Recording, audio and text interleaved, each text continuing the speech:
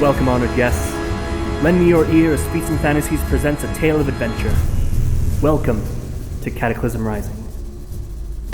Hello, everybody, and welcome back to Adventure Tales Cataclysm Rising. I am the DM Manny, and You wanna try that again?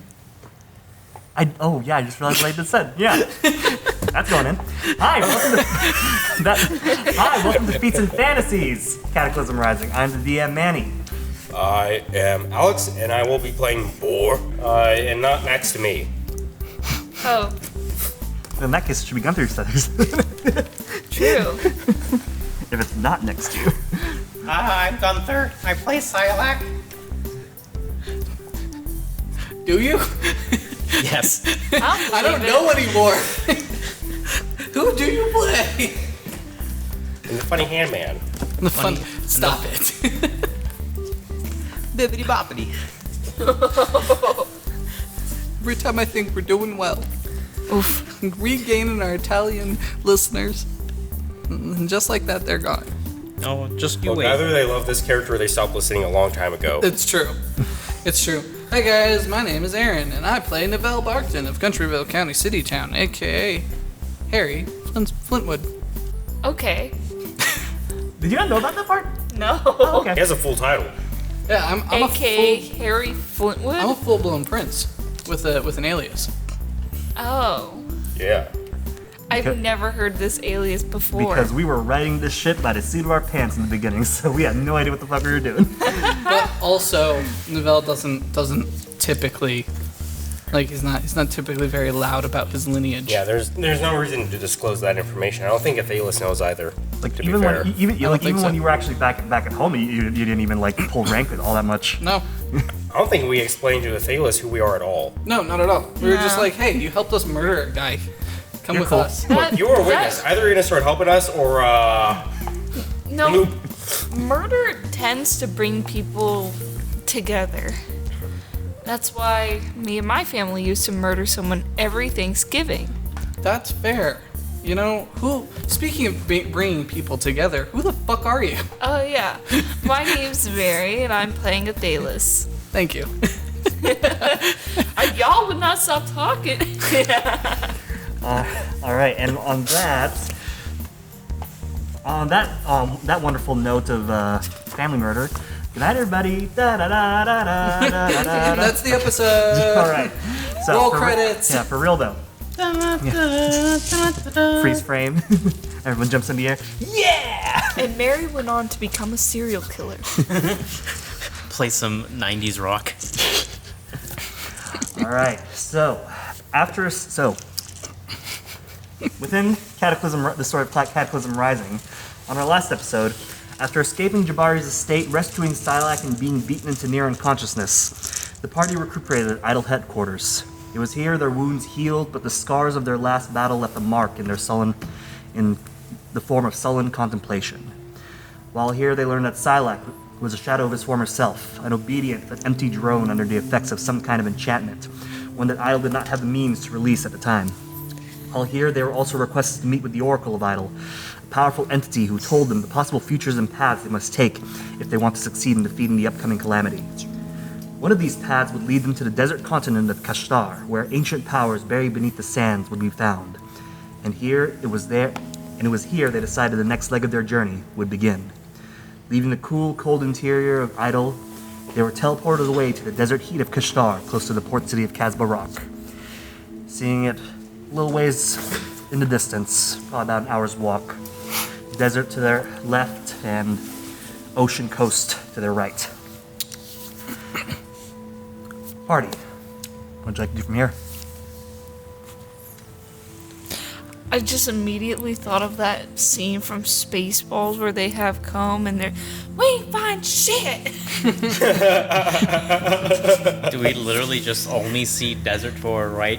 Or seacoast to our See left? a city To ahead. the left and then seacoast to the right, and you can see the city ahead, probably about an hour's walk away, and there's... I was about to say, they dumped us in the middle of the desert. No, not that badly. No, you're close enough to the city, but it'll still be a bit of a walk actually before you get to it. Okay, Yeah, You an can hour. also see that there's a lighthouse close by as well. Are we at a teleportation circle? You are on top of the teleportation circle, yeah. Can I spend some time studying it and inscribing it into my spellbook?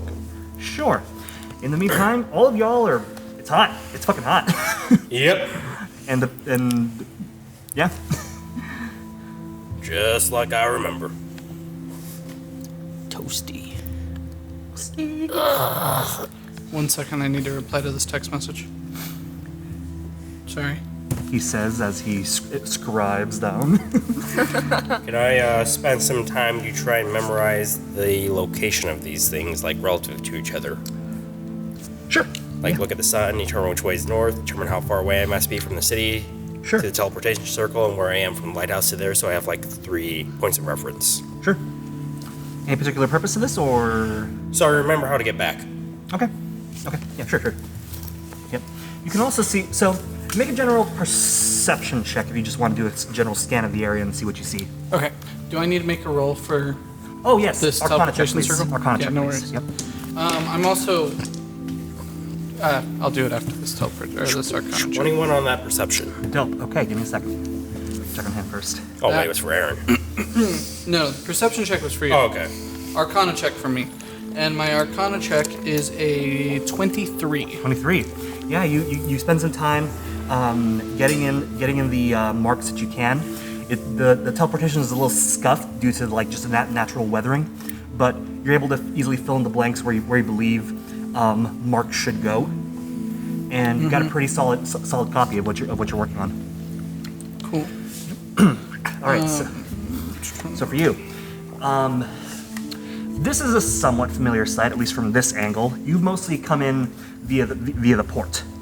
But what you can see immediately is that you can see the walls of the city.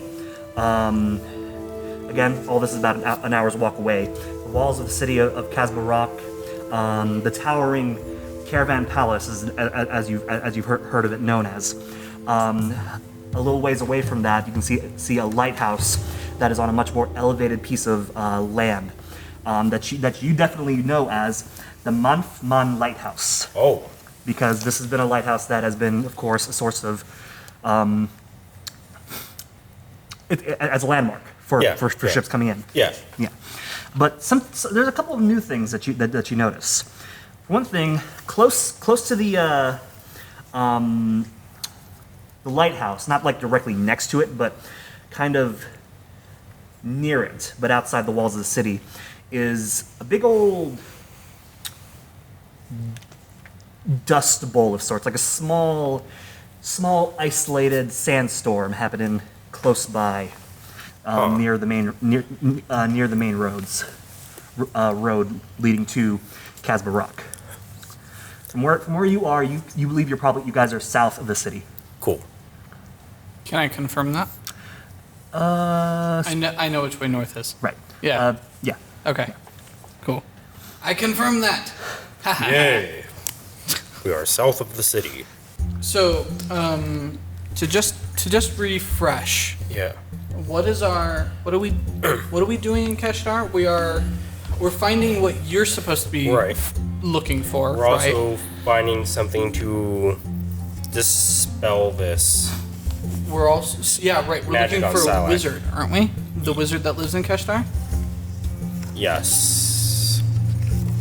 I don't have my notes. I don't think we're looking for a wizard. I don't think an answer was given to you. All it was is that it's in Kashtar. Yeah, it's in Kashtar. I think that didn't we put 2 and 2 together? Because didn't we learn previously that there was a wizard that lived in or around Kashtar? We like, learned from Oracle that there's something forever ago? important here. No, if you're talking about when we figured out the location of the pylons or whatever they're called, where the pieces of the Tarrasque are I remember hidden. that. One of the altars, or Right. the pillars. Right. I This believe one it. of them is here, but otherwise, I don't remember no wizard. I believe it has something to do with the court wizard that the heist dude was trying to rob. Yeah. But he's in a different plane of existence altogether. Well, no. When we talked to, I think it was a Lisper. A Lisper told us about the location, the generalized location of 3 different wizards. Yeah, and the monoliths. And the monoliths, And right? the One of wizard- them, I think, was in The Kashtar. wizards, the sons of. Oh yeah. Except I don't think that's a good wizard. I believe that is one of the associates that No, are trying to take down the monoliths, right? for our purpose, he's neutral. But the sons Yeah. of what's their face are trying to kidnap him so they can sacrifice him on a monolith and summon the Cataclysm. Manny, I don't have any of my normal notes with me. I forgot mine. Can you are you Okay. able to confirm any of the information inside of what you've already told us? Yes. So, you guys definitely got a lot closer towards the end. The one wizard that you guys are major powerful wizard that has been mentioned is Talbot Testarossa. He was the former court mage of the Emperor, or of the Empire, and he was a target of the First Son cult, which the First Son in general being this Destruction Tarask cult. Right. They've gone by multiple names, but they're all still they want to bring back to Tarask. So those are the guys that Daniel Mon was associated with, Elisper was associated with, and at one point they did want to target Testarossa, but he is currently in Caledonia, the land that you guys are all from. Right. Yes. Right. So Somewhere north, right, was what it was said? Yeah. So Yeah. in this case, there is an individual that Cord told Boar to go to find in Kashtar. That's right. Okay, so that's what I'm remembering then. Okay. That's right. I have multiple things to find here. Yeah. All potentially the same thing.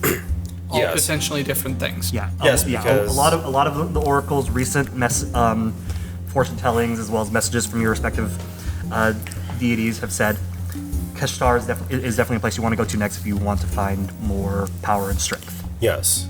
Because the Oracle and Court are both appropriately helpful but vague. Yes. Yes. Okay, cool. I just wanted to get, because it's been a minute. It Just has wanted to been. get the eggs in a basket here. Yep. No problem. Ducks in a row. Yeah. Fucking. Oh no! I lost all my notes. I know. The boat brain. Right. Okay, I know it's probably not the direction that we should be going, but the lighthouse has me really curious. Same. Which I Saying was thinking about that as too. players, not as characters. Also would be valuable. I was thinking about as like if there was any good reason to go over there because I was curious about it. It wouldn't be bad to climb to the top of it just to have a better point of reference. Just a look, yeah. Yeah. Absolutely. That might actually be more useful than I think. Okay, cool. All right, so you guys begin traveling. Yep. Towards the lighthouse. Yep, towards the lighthouse. And as you're traveling, you do end up passing by that little isolated dust bowl I mentioned earlier. Yeah. And particularly in that direction, you can hear the sounds of just a really obscurely loud sound of just.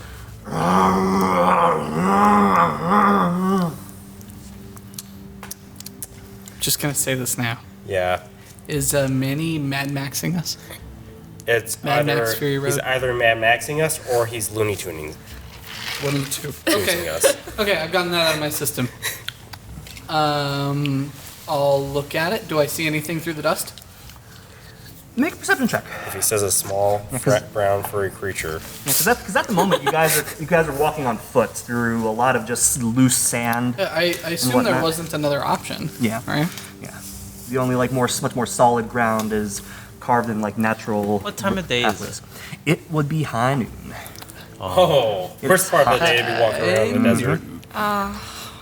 So I can assume that during the time that Novell was doing the teleportation thing, you guys probably changed into the clothes that you had gotten at Idle, unless you already changed Yeah. them prior. Yeah, no, I definitely thought changed we, I into thought him. we did change into Okay, him if that's prior. the case, then yeah, it's still hot, but at least you're not as sweltering Oh, with put whatever my clothing you're wearing. put my studded leather armor underneath them, as painful as that is. Gotcha. And don't know what in the state that Sylack is in, but I don't know if he would enjoy this much drier desert heat. He wants to find a rock and just. He's a lizard, man. Skin very slowly begins to flake off, much like Rango. I bet the heat's nice, though. I mean, it's yes, but no. We went from moderately contained to suddenly sweltering hot. I don't know. That's kind of that's painful for a cold-blooded creature. That's fair. 17 on that perception check. 17 out of perception. Okay. What you do see through the dust and clouds are what seem to be something similar to like the biggest structure that you can see at least are a couple of buildings as well as what look like stands. And what you're and the Stands, as in just clarification. Structures. Bleachers. Bleachers. Yes, Okay. essentially. And the dust seems to have a source, but you're not entirely sure what it is. But they seem to be multiple sources all gathering into one big cloud. So you said a building, so it's big. A couple of small buildings. It looks like a poorly. Let me guess if I'm right. Poorly constructed outdoor football. Something like that. Yeah. Yeah. You can see small Yeah. Yeah. building structures that are kind of clustered together, and then much bigger are those bleachers that I was talking about earlier. Is it moving? Is the structure moving? They are not moving, but they are also caught up in the dust. Okay. Okay. Good to know. You continue. I will share this information with my party. Okay. Yep. So that's a thing. Yes, it is. Lighthouse? Yeah. Yeah. Lighthouse. Yeah. Lighthouse. Give me a second. It's like doing the Gandalf. Like, I have no memory of this. Okay. Okay, I can work with this. All right. So, as you guys continue making your way towards the lighthouse, you do end up finding a much more solid road. One that is definitely well-worn, well-walked, footprints as well as wheel tracks can be seen going through these more solid patches of dirt. And you eventually get to the lighthouse itself. And it is, its architecture is mostly like cyclopean, lots of stones stacked on top of each other. It stands like a good, solid. Fuck, how tall is the lighthouse? Probably at least like 100 feet. Could be a short lighthouse. I'll say 100 feet because some of the ones that are coming up are telling me the tallest lighthouse, and I don't want this thing to be the tallest exactly, but it'd definitely be a solid 100 feet at the most. Yep. You're good. Yeah. 10 stories. And you can see that's cyclopean architecture as well as, but on top of that, it also has like pillars and columns as well as terracotta roof shingles. This thing has definitely the vibes of something ancient Romarian.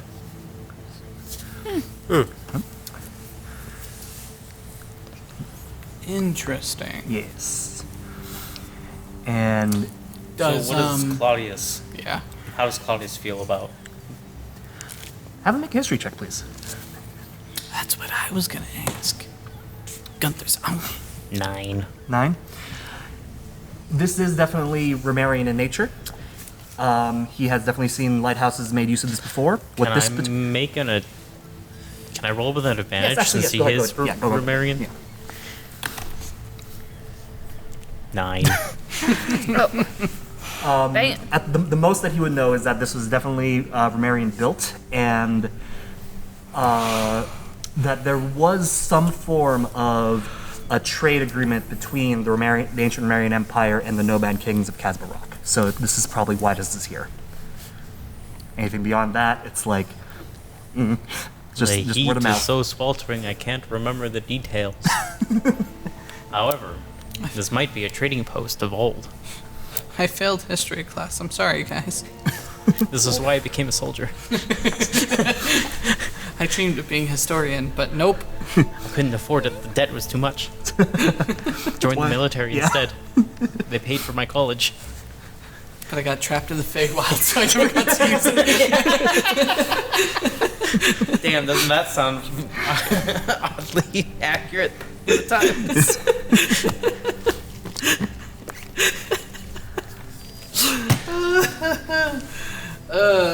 Okay. Alright, well, is there a door? There is a door, and Good, there's thinking. a small little building, that small lower structure, the lighthouse keeper would live, as well as a really big metal wagon. I don't trust wagons. Yes. Also, a big metal wagon. That's gonna be a fucking oven in the middle of this heat. I'm gonna inspect this wagon. You inspect it, and what's your passive investigation?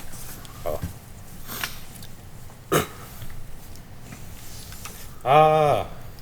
Clicking the wrong thing. Come on. There we go. Passive investigation is 14. 14. What you can see of this thing is that it has 4 wheels, and they're made of like wood and metal, but Cool. they're very thick. Oh. Thicker than what most wagon wheels will look like. It seems like, and then it also has a bay for, which seems to have 2 rows of seating. Ghosts and shit. Okay, now it's a haunted lighthouse. Roll for initiative. Ah! I'm kidding. Anyways, it has some kind of chunky front end and chunky back end that's both enclosed, as well as what seems to be like a shade structure tent over where the seating would be. Huh. Any spot to hook up any animals? Nope. We have no idea what this is. The Okay. Do the walls look like they would at least stop an arrowhead? the walls of the vehicle, yes, they are quite thick. And a nice solid chunk of metal. All right. Or we'll just note out loud. We might need that.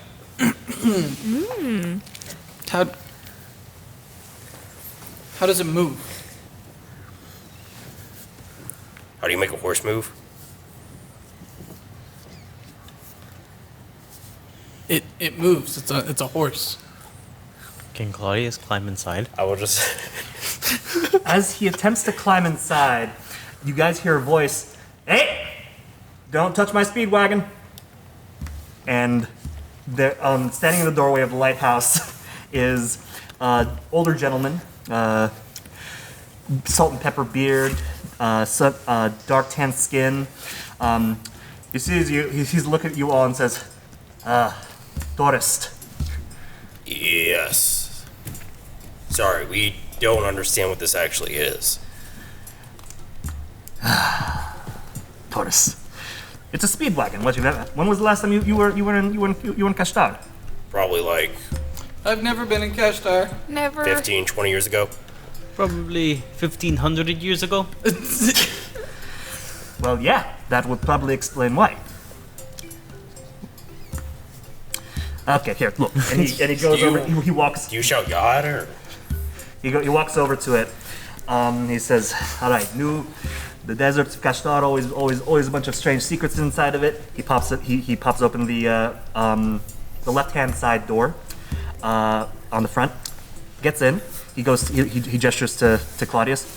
Yo, touchy fingers. In this seat, and he opens up the door on that side. Oh, he On the gets left in side or the On the right right side? side. On the right side. Yeah. On the On the right right-hand side, yeah. Does Claudius hop in? Of course. Okay. He says, the man then pulls out a wand.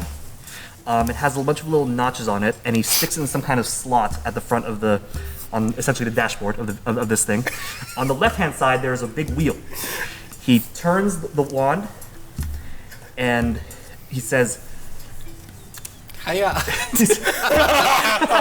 says, "Incendio." There's a, and suddenly the vehicle goes. I appreciate how hard he worked to not use any automotive terms in that sentence. In that I description. freak out and I jump back. Yeah, I immediately pull out my sword. I'm pointing a quarterstaff out and shouting, witchcraft. Of course it's witchcraft. Of course it's magic. Oh wait, why's that freaking me out? Tourist, by the. I really gently poke it with my sword. Careful, don't get a structure match or you're gonna owe me. I just got the painted. I'm about to poke with a quarterstaff and I hear him like freaking out about the sword poking him, backing up. And then it's like, Okay, because how's Claudius feeling about all this? Excited? Okay, cool. He's like, okay, because you're a tourist, I'm going to be gentle about this. And you see him do something, and then suddenly the vehicle starts moving on its own. And he does a quick lap right around the front. It's like a personal train. Oh! Interesting reaction. Let me see if he does a donut. Critical fail. 19! Almost a critical success. This old man fucking just starts doing donuts in his front yard and then fucking pulls back in front of all of you and just letting the vehicle run idle as he stops in front of you guys. Nice. Nice. Looks fun. Very cool. Of course, this is a thing. Thank you. And then he turns it off. Claudius hops out. He's wiggly legged because he just experienced a donut for the first time. The first real How's Mary. Claudius's stomach? An ancient Roman experiences a donut before the Not Mustang well, for the first time. If we get those at home, we won't need trains anymore. Oh, you're from Caledonia. Of course you're behind with your big metal trains that require millions of people to operate. Oh, if you think that's bad, you should see what it takes to turn a train around over there. I can believe it. Anyways, Oh my god. sorry. I am very protective of. Oops, random name. I thought you were saying Gretamine. I was like, okay, that's an interesting name. Redamine. Ketamine. I am very protective of my methamphetamine. Oh no! Oh no.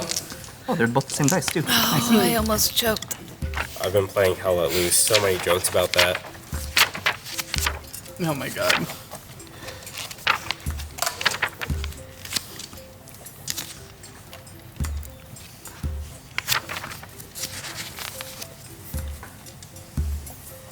I'm very protective of Zanya here. Yeah, I have saved up many weeks of gold. Or was it months? Probably months, to be able to buy her. Originally, I was just going to do an iron horse, but instead she called to me. How much does one of these things run you anyway? Understandable. The moment, and this was at a discount because I knew a guy who helped manufacture it. With the discount, 3,000 gold or so. Oh, not bad. Not bad. Yes, yes. Sounds like a good deal. Oh yes. I'm looking very forward to taking it onto the Nuremberg ring at some point. Ooh, what's that? Tell me about Oh, it. it's one of the racetracks farther up north closer to the Dynasty Road, right over there. Oh, over there? Yep. Oh, point in the direction he pointed. You have to pass through the city. Through the city, okay. Yeah, through the city, and then the Dynasty Road, and then farther up that is Luciano and Luciano, okay. Gotcha. Yep. Okay, yeah. Why do I feel like Novelle's about to be like, who? And then this guy's gonna be like, well, and I was gonna say like, who asked? No. I feel like Novelle's gonna be real mean. Navelle's trying to buy one. Well, aside from of course Get out of my head, Alex. aside of course from my beautiful Zanya here, were you guys also interested in the Monmouth Lighthouse? We Well, were. we were, yeah, that's what originally brought us here. But you also seem to really know the lay of the land here. Yeah, better if I show you from upstairs. Come. Yes, and he please. invites you all inside to the lighthouse. And as you guys take a peek, I'm gonna drop the city of Casbah Rock into the Discord chat. Discord. Wow. Not the whole country of Kashtar? Not just yet. Oh crap! I don't have Discord on here. What? Or at least I'm not logged in. Yeah. Oh. All right. Casbah So Rock the Casbah. let me know when y'all are able to look at it. I'm looking at it right now. Oh, I see. Okay. Ah. Dennis. Oh. Okay, I see you.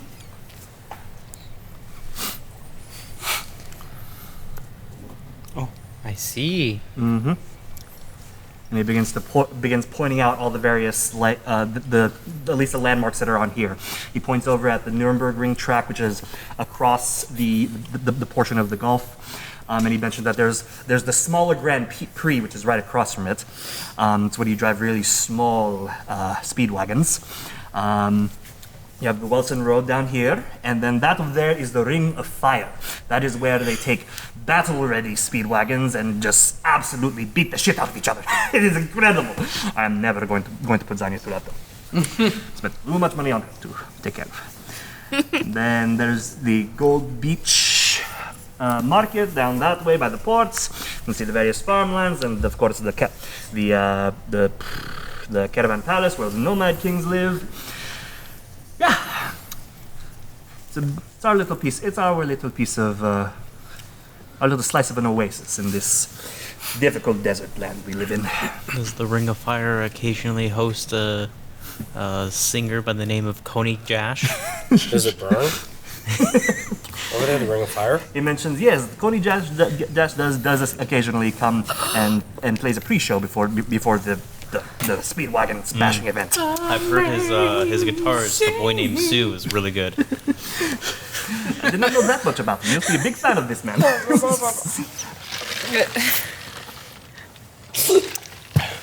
Jeez. Also, by the look of this map, it doesn't seem like we were south of the city, but rather east of the city. Southeast, then. Okay. Because otherwise, we just walked like 40 miles to the lighthouse. Based off of your little your legend here. It's an old-timey map. The scale is a little wonky in some spots. Sure, let's go with that. 40 miles is still a big... Probably double that, because we're walking through sand. Yeah. Hills and... Yeah. But then it would have been Elevation. easier to walk once you got to the main road. Yeah. So if anything, I would put you guys like right at the little corner, right close to the Ring of Fire in the main road. So yeah, which is why you would have been able to see the dust as well as well as hear the sound of the vehicles. Yeah, that makes sense. Yeah. Still, I just think it's funny. I find it entertaining. Okay, cool. So I'm assuming that we're looking out over the lighthouse. Mm-hmm. It takes us to the top. We're looking out. This is what we see. Are we still waiting for Alex to I'm good. get access? I'm good. You're good? You Yep. can see it? Yep. Yeah. For Boar, this would be a relatively familiar sight, just at a different angle. Yeah. He's definitely come through this port before. He's parked at the at where the Gold Beach Market would be. So, yeah. Cool. Thank you. So it brings you into Kashtar. Tourism stuff mostly. But we also had a little bit of business we needed to meet up with some people about. Yeah. Things But- we need to find. Yeah. But yeah, mostly, honestly, just seeing the sights. Casbah Rock is very beautiful and has been growing slowly and steadily. So do you man this lighthouse? Are you in charge of it here? Pretty much, I have some assistants out gathering some supplies for me at the moment. So, but yes, I am the main head lighthouse keeper. I'm Hazim Nofret. Now, from my point of view, looks like we are still several miles from the city. Are you asking for a lift? Not necessarily. I was going to. I mean, if you're offering, but no, I was going to ask No. if you had Walking's a good for recommendation. us. It's very warm, as you know. You live here and Indeed. Well, recommendation for what? This is out of travel travel. mode. Oh, yeah. Mode of travel. Yeah. Well- best ways to get around. Well, typically those who can afford it, yes, would be making use of a speed wagon or an iron horse to travel much longer distances. And yes, it is a bit of a walk. Within the city, however, it is a little mix between the two. Everything is much more in walking distance. Cramped spaces, part of the reason why I live out here now. Only a certain area of the city is permitted for speed wagon travel. Everything else is via the gondolas. Gondolas. So there's a river that runs into the city? Sort of. The Casbah Rock, Casbah Rock was built around the Rolling Stone. It is a stone that the Caravan Palace is built on top of. Or around, whichever terminology you wish to use, that water endlessly flows out from, and it is what created this oasis that Casbah Rock is now built upon. Endlessly flows. Yes. That sounds incredible. Okay, I know this may be a big ask. Would you be able to show us around Casbah Rock? Make a persuasion check. Let me go back to my character sheet. 1 second. Persuasion? 17. 17. I need to man the lighthouse, unfortunately, and all my other assistants are gone at the moment, but I do know someone who can help. Let me call them up. And he steps out from the lighthouse and kind of back down to the lighthouse and kind of leaves you guys up at the top where big old mirror dish is that's used to reflect the light of the lighthouse. And while he's gone, is there anything you guys want to talk about? Anything you guys want to do? What are we thinking, guys? It's nice to come to a place where people are actually hospitable. Weirdly. It's refreshing. Yeah. It's hot. It's so hot. I agree. I think we should find us some shade soon. We are in some shade, though, right? Yes, the Yeah, lighthouse okay. is covered. Except for the giant shining light next Yes. to us. Which I'm assuming none of us are standing in. No, yeah, the giant mirror at our backs is reflecting all the sunlight. Yeah. Yes. At the moment, it's also not lit either. So Yeah. 'cause it's daytime, so not immediately necessary right now. It is. Oh, then it would be lit. Yeah. Yeah, before you had radar, that's how ships navigate. They spot the lighthouse. You would see the light sooner than you would see the lighthouse. True. Okay. Yeah, so the giant Though it reflection, would you be can see cool that if from... it actually utilized the mirrors to cone sunlight into the that's- main apparatus. Yeah, that's what he's saying it's done. It's like a giant parabolic lens, so Yeah. so it's just reflecting a giant beam of sunlight you can see for, Yeah. as far And as the anybody that horizon. does decide to stand in the ray of the giant mirror sunlight feels very warm and it's very uncomfortably warm. They'd probably die. Oh my gosh, that means we're on top of the lighthouse, right? Yeah. Oh my gosh, these railings are probably burnt to shit or bleached. Yeah, definitely. Oh, discoloration. Perhaps we may have stone and metal because they catch on fire otherwise. Probably. Yep. Yeah, because in order to focus that down into a strong enough beam to be seen like that, yeah, that'd be insanely hot. I mean, it'd still be hot us being up there. Yeah, just stand. That's what I'm saying. Just standing behind it, we'd feel I it. would Maybe imagine it'd be covered during the day. Nah, because you gotta remember, you gotta would catch the take light off. you would take the sunlight that's natural sunlight that's coming in, so you're not That's- constantly that's burning. true. The roof, Yeah. the roof does have an opening for some light, but it's only like one specific area. Yeah. Yeah, So everything else is covered. That and the also the shadiest part of the lighthouse is directly behind the mirror. That's fair. Yeah. So at the moment, it's warm in here, But I also assume it's warm everywhere. pretty much, yeah. Except unless you're directly inside. It's like Yeah. driving around Vegas with the windows down. Yeah. Yeah, that's probably the best way to put it. Yeah. You're in a Yeah, I can't imagine this would be an enclosed structure. It would have to be able to let off heat somehow. If it was glass, it would just Ventilate. Yeah. No, yeah, no. melt. It's like it's very similar to how I described the towers in the Bahamut Temple, where it was just like open balcony all around. Yeah. And yeah, so this similar. You also said it was Cyclonian architecture, right? So it mostly would have been it would actually stone. be pretty well insulated then. I don't want to be that guy, but here we are spending our entire podcast Yes. focused on architecture again. Yes, I know. Jesus Christ. It's true. So, anyways, what are we thinking, guys? I don't really want to walk in this heat. We could, if we get one of those, that would be useful. Yeah, right? I think we'd have to get a couple. It looked like 2 fit in the one he had. How many seats did it look like it had Claudius? Oh, sorry. It would have been 4.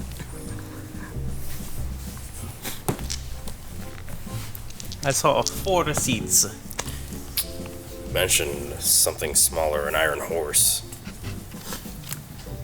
Yeah, but there's not 4 of us, and an iron horse is smaller. You have not seen what an iron horse looks like yet. Oh, I thought he said that it was small. Oh no, we just assumed it was smaller. He Yeah, never we actually said the size. Yeah, I assume it's smaller, inferring from the fact that this is a wagon. He's calling the other one a horse. Yeah. Yeah. What? Nothing. I spilled Everything water is fine.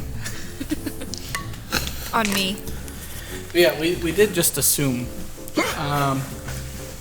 We could ask how big a wagon is and where we could get one, and if we could get a ride.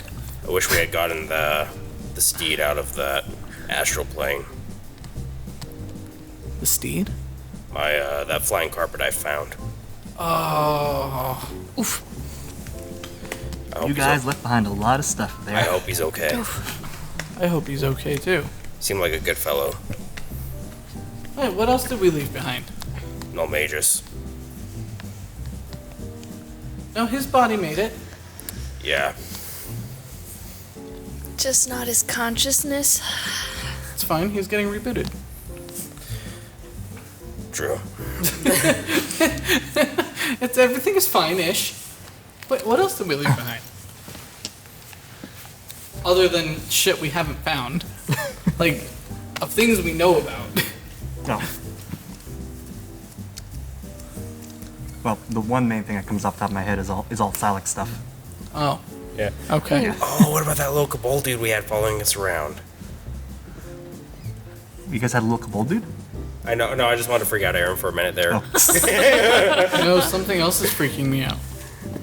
I think it was mostly just the carpet. Carpets, actually. Does Sylack have his armor? No. I am armorless. I am in nothing but shorts. That's- Maybe a loincloth. Yeah. And Earlier I I was have a gonna great make sword. And a that sword, I am yeah. holding. I have no way of sheathing it. I am holding a great sword. Yeah, it's like earlier I was gonna make some comment about I have nothing. Yeah, earlier I was gonna make On some me. comment about he's probably baking inside of his armor, and then I remembered he doesn't have any. I didn't put 2 and 2 together until just now. Oh. Do I still have platinum scales? Yes! Okay. Ah, so Sylack is still worthy. We need to get his arm back.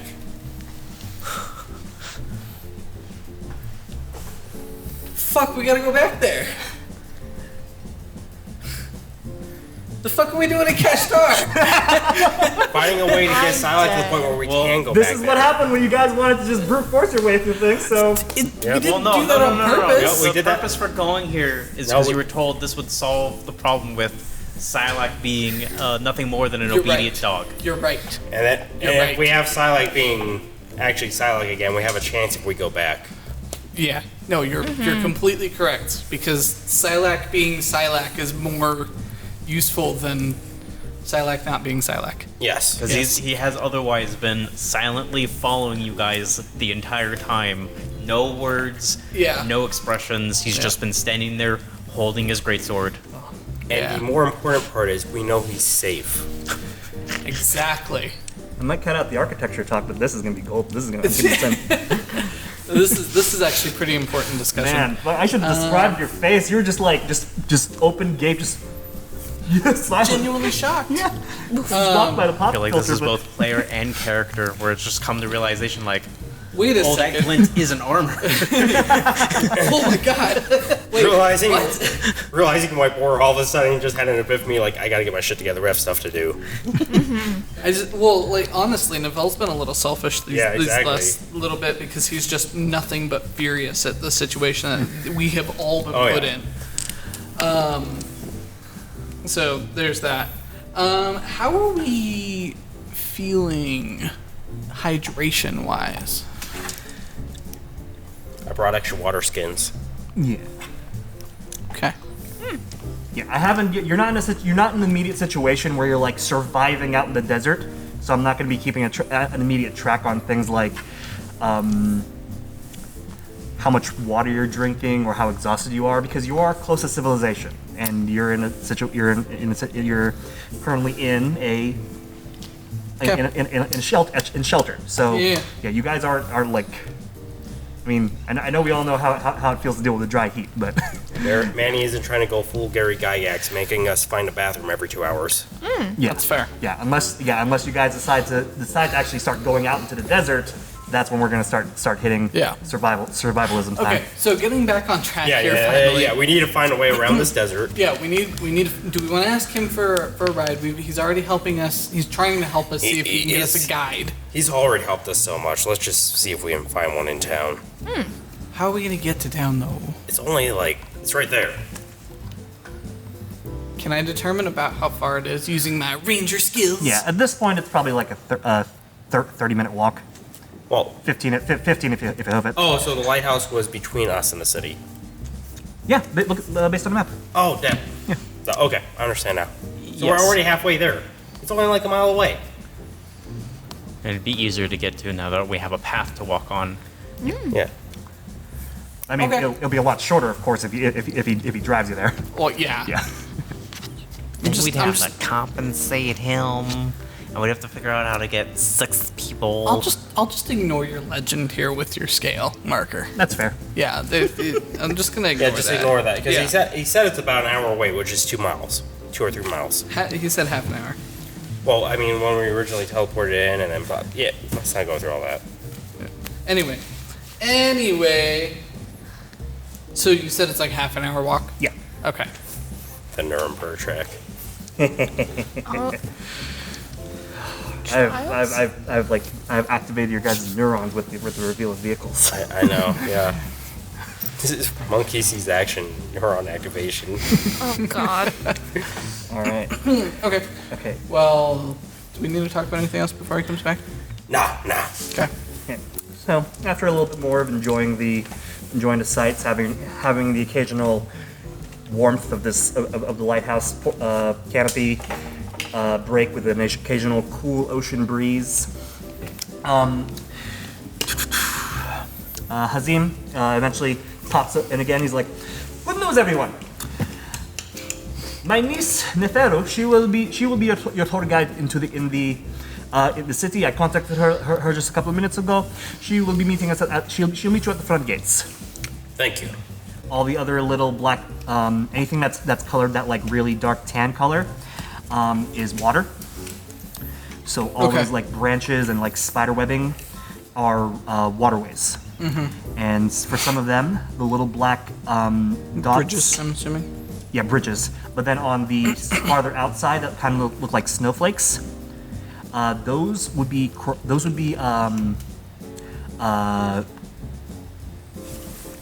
crop rows, for lack of a better word. But yeah. Okay. Yeah. So most of the farmland is on the edges of the town, outside the walls, and then more of the urban city is within, with the gray squares being buildings. Gotcha. Yep.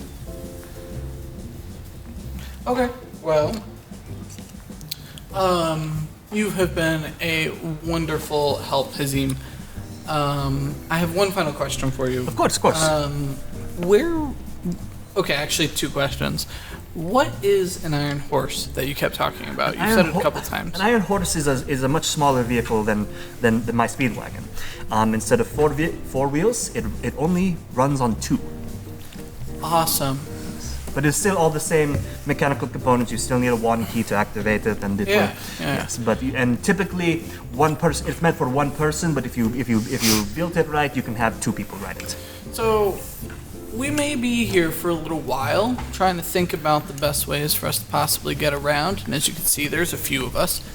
I mean, would it be better for us to buy a bunch of those iron horses, or maybe like 2? Oh, I am not a caravaneer, unfortunately, so I do not have expertise on that. Well, I'm just asking your very personal opinion before I go and deal with salesmen, as I'm sure you can understand. Oh, okay, I see what you mean. Look, he's looking at all of you and says, "How many of you do have vehicle riding experience?" We have riding experience. I used to sail here. Maybe He rides a lizard. I think Point over then, to Claudius yes, and Sylack. Then in that case, I think perhaps it would be a case of personal preference and experience. If you like riding actual horses, then I guess an iron horse is best for you. If you're much more used to much larger vehicles like a boat, maybe a speedwagon would be best. I also don't have the lizard. Yeah, I know. But he knows. I know. And but if you really do want some more information on acquiring a speedwagon or an iron horse, I would recommend you end up going to either the garages over at the various tracks, or you go to the Caravan Palace and appeal to one of the nomad kings for one. You said you knew someone who gave you a great deal on one. Yes, he was one of the caravaneer workers for the caravaneer mechanics for the nomad kings. They had a vehicle that had been completely busted, and as long as I was willing to pay for the repair costs, they would give me the vehicle for a discount. Since as far as they're concerned, it is not desert ready. It's not for off-roading anymore. That makes sense. Yes. Yeah. Zaira is more of a. Nope. Zanya is more of a personal. It was a gift for myself. Yeah, I understand. You got to treat yourself. You obviously work very, very hard, very diligently. Indeed. You know, treat yourself. Absolutely. Yes. Well, I tell you what, we are going to go in and head into the city and meet up with your niece, yes? Yes. And I'm sorry, what did you say her name was? Her name is Nefero. Well, since we're on our way into town anyway, do you need anything, like, delivered? Do you need anything, is there any way I can help you since we're heading that I already way? have my assistants taking care of that, but I mean, it's been a while, aside from that little expose that I showed you earlier. I haven't had a chance to drive Zanya around for a while, so if you wanted a ride to the city, I mean, we can put some of the big guys in the back, and smaller, lighter people can hang off the side. No, I'm okay with that. Are you guys? Yes, thank you. Yeah, that would be wonderful. Thank you, Izzy. Wonderful. All right, and he leads you. If we're all done in the lighthouse, he'll lead you back downstairs. He'll get into his vehicle. He'll get into Zanya. He recommends that those with the least amount of dexterity sit inside the vehicle, and those with the most kind of hang off the side, kind of like pseudo Marty McFly it. And then he kicks it up, and you guys are immediately going faster than any of you expected. He pops on a couple guys like yeah, just belting it down the road. I locked my Oh yeah, there's no forearm in. windshield on this thing. There's no windshield, but there is a little canopy. But there is like. Pull my cloak up in front of my face. No, wait, actually, no doing shit. that. I just remembered. There would be actual glass, but there's actual windshield, but it's not sophisticated. Yeah, okay. Yeah, on the level of like both aesthetic and look. Because okay, I'm gonna tell you right now, because I of course also don't. I'm not the biggest car enthusiast, so I don't know everything. And on top of that, this is also going to be like a mishmash of an anachronistic mishmash of vehicles. Okay. All across That time. makes sense. Yeah, so aesthetically, this thing would look like something from the 30s. Gotcha. Yeah. Got it. Yeah. I'm imagining something a little hot roddy. Kind of, yeah. Yeah. Yeah, kind of Duesenbergy. More exposed mechanical Yes, parts exactly. than seem Yeah. necessary. The top is literally just like canvas. Yeah, okay. So Yeah. doing the full Jeremy Clarkson with the Kind of, yeah. He's the only one with goggles too, unfortunately. So some of you are just getting sand in your face. Just I got In one some arm places. locked in, and I've got my cloak yeah. over my face and with the other hand. And he's driving recklessly enough, but not enough that would require anybody to make a saving throw. Unless. Nah, I'm not gonna waste time with that. And eventually, you pass through the more rural area of the city, passing by much more simplistic houses of like mud, sand, and thatch, kind of adobe-ish. And eventually, you're brought towards to the gates and walls of Casbah Rock. Tall, looming towers, 30, 40 feet or so, with walls matching about the same height. A big gate with numerous colored banners, 10 colored banners hanging across the archway of the city. You can see that of the gate.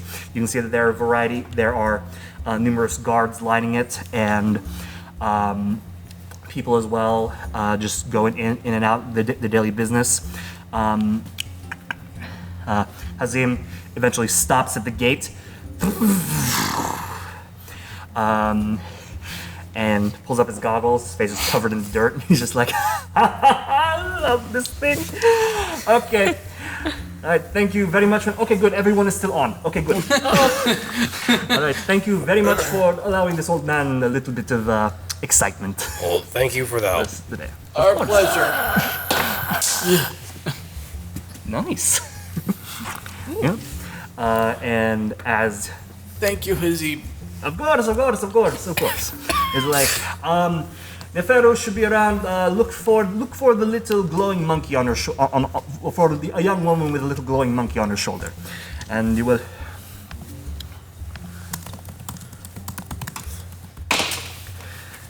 Oh, she should be a little farther inside.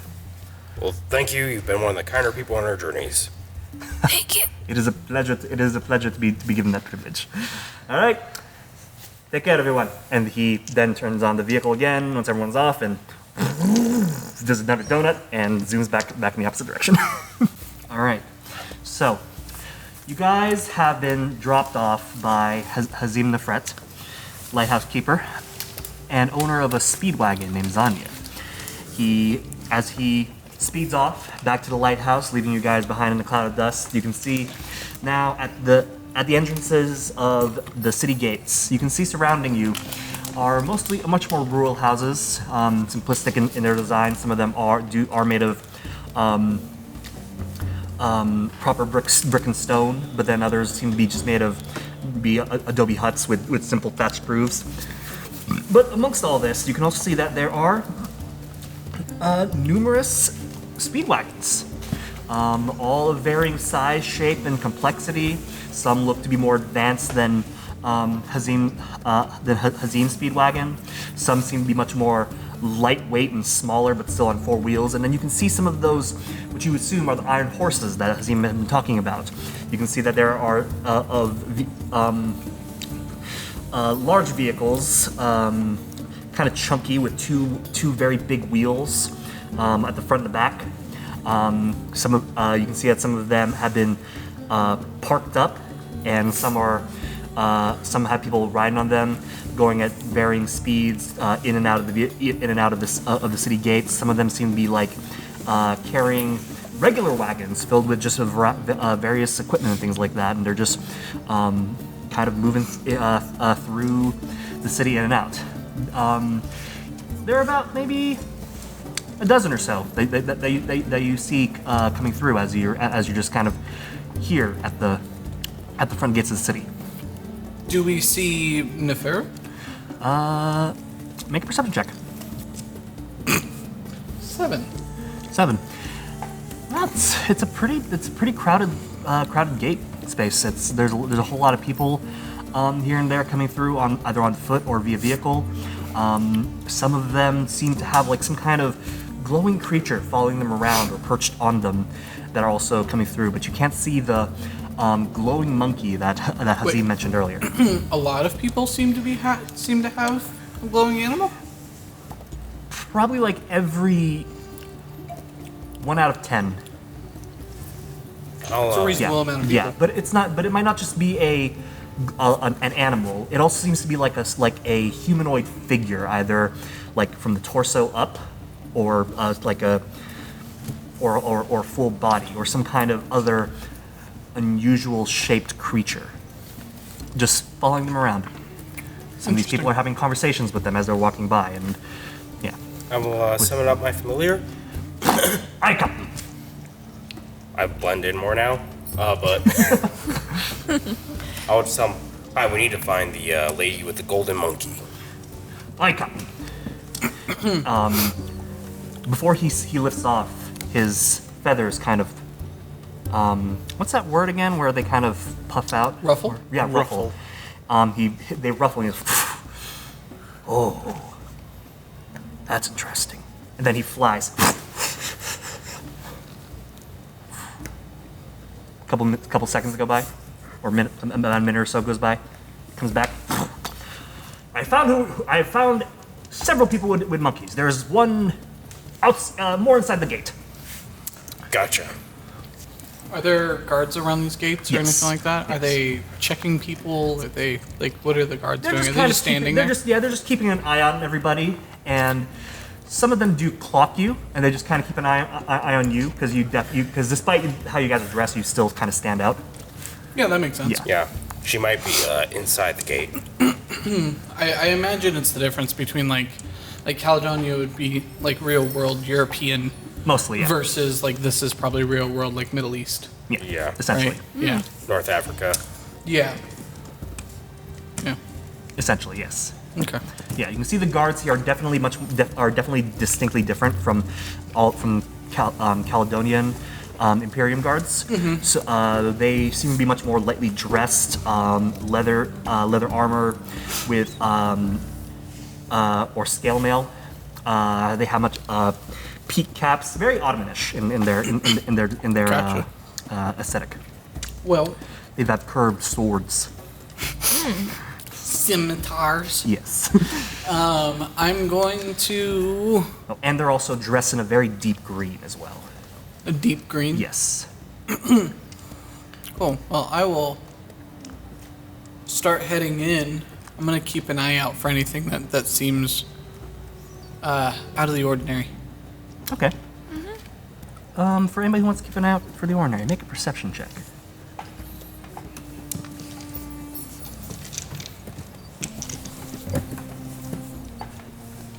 $26. Jeez. 15. 15. We're gonna check for making. I'm sorry. Perception. Just keep an eye out for anything out of the ordinary. 16. 16. 21. 21. Okay, between the two of you, you notice that as you come into the city, you see that there's like one dude, definitely doesn't have a complexion of everybody of a native Kashtarian, and he's wearing a little metal cap on his head, but he's got on much more simplistic fabric cloaks. He sees you guys come in, and just goes, and he sees you guys coming in, and just kind of notices you. Then he walks off into the, disappears into the crowd. Yep.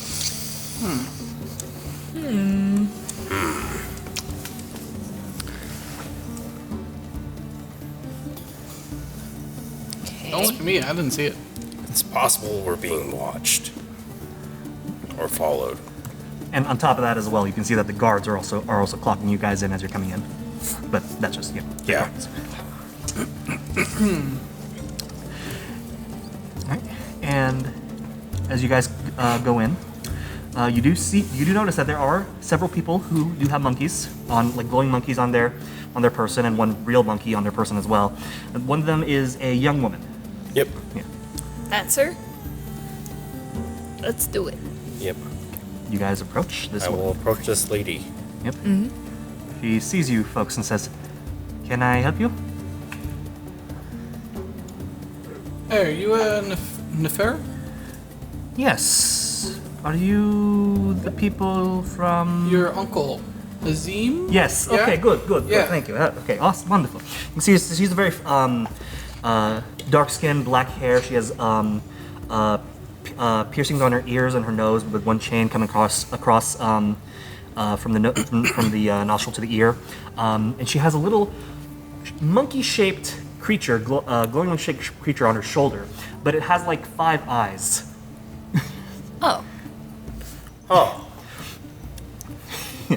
Yep. Are they symmetrical?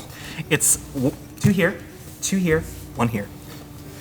So Eyes, yes. forehead. Yeah. Okay. Yeah. And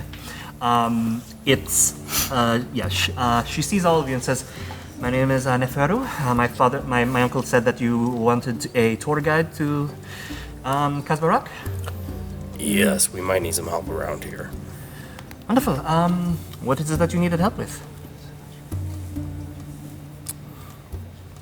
Oh, okay. We just gotta get a So lighthouses work like this. general lay of the city here and find out where everything is. We're also looking for a few specific things. All right, I'll help you as much as I can. And she kind of just begins moving you guys through this through the city. Of the various, hold on a second, I have things here.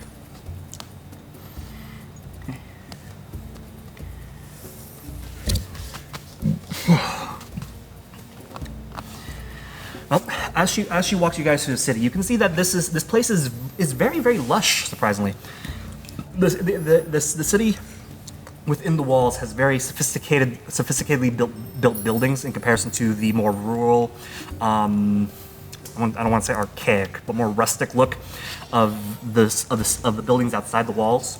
You can see that there are various water channels with boats on them that people are riding in, with people manually rowing them as well. You cross across various bridges through the city as you're walking through, passing by various marketplaces here and there, and as you get to the market, which you would know as the what did I say, Gold Sands Market earlier? Yeah, Gold Beach Market. This place is much more metropolitan. There's more variety of people that you see here, and on top of that, Claudius would hear people speaking in Romarian. Yeah. Oh. Yes. And not just humans, but he's seeing like Dragonborn speaking Romarian. And along that, you've got a variety of other humanoids, orcs, humans, half-elves, dwarves, gnomes, halflings, all just kind of idling about, doing their thing. She kind of gives a general idea of the city. She says it's ruled by the. Well, here, I'll give at least two things off the top of my head at the moment. It's run by the Nomad Kings, who are the main head of government. The coffee houses are a huge thing here. There are barely any taverns. The only reason why there are taverns in the market district is because of the fact that it's a much more metropolitan area, with people from the outside coming in and wanting strong drink. What else are you guys curious about? I am actually very curious about the coffee houses. Yes. She explains that, she actually stops by one that's like a little, there's a exterior serving port as well as an interior. She explains that with coffee, the Nomad Kings actually banned alcohol because of the Kashtar here, and which she also because Kashtar are considered powerful individuals, and giving them alcohol releases their inhibitions and makes them a potential danger to society. But coffee is considered a stimulant that does not have any adverse effects, so that's why they encourage it. On top of that, Kashtarian coffee is considered the best in the world. Ooh. And is heavily exported to Caledonia, and a lot of naval rations did indeed have coffee. So you would have had a couple of good pre-ground. I actually know of this stuff. Yeah. Was there maybe a franchise of Kashtar coffee houses in Maxis? Maybe one on every corner, every shopping center? Not one on every corner, but there were a couple of coffee houses that were set up in Maxis. Yes. Oh, Would okay. Timbervault have any knowledge of these? Any knowledge of the coffee? Yeah. Yeah, Of the coffee. would the import have made it all the way there? Yes, but there is also there's also at one point your family managed to get your hands on Murray grown coffee as well. Murray? Yeah. As in south? Yes. It is a perfect climate for it. That's fair. Yeah. I actually had a quick question Yes. about trade. Does Timbervault export lumber? They did export lumber, but they were very limited with it. It wasn't until your brother, the fake brother, took hold is when he started like really. Well, yeah, because it was done with non-conservation. The deforestation was the biggest, yeah. But before, it was a conservative effort to export lumber while maintaining the forests. Yes. Okay. I'll have more questions about that later on outside of game. Sure. I'll see if I've come up with any extra lore for that. Yeah. What else are you guys curious about with her little tour? Because this is just kind of fun trivia at this point I'm giving out now with the coffee. So there had to be speakeasies, right? There are indeed taverns that are considered. She kind of brings you in for this for the hushed voice. She said that there are some taverns on the outskirts of town that are either not known to nomad kings or attempted to keep under very strict lock and key. But any taverns that are allowed by nomad kings are heavily guarded in case there are Kashtar who do end up imbibing a bit too much. That's understandable. What else am I curious about? I am curious about monoliths or sacred grounds, religious temples, the like. Okay. One of the major. Hold on a second. Mm-hmm. Do you have this in here somewhere?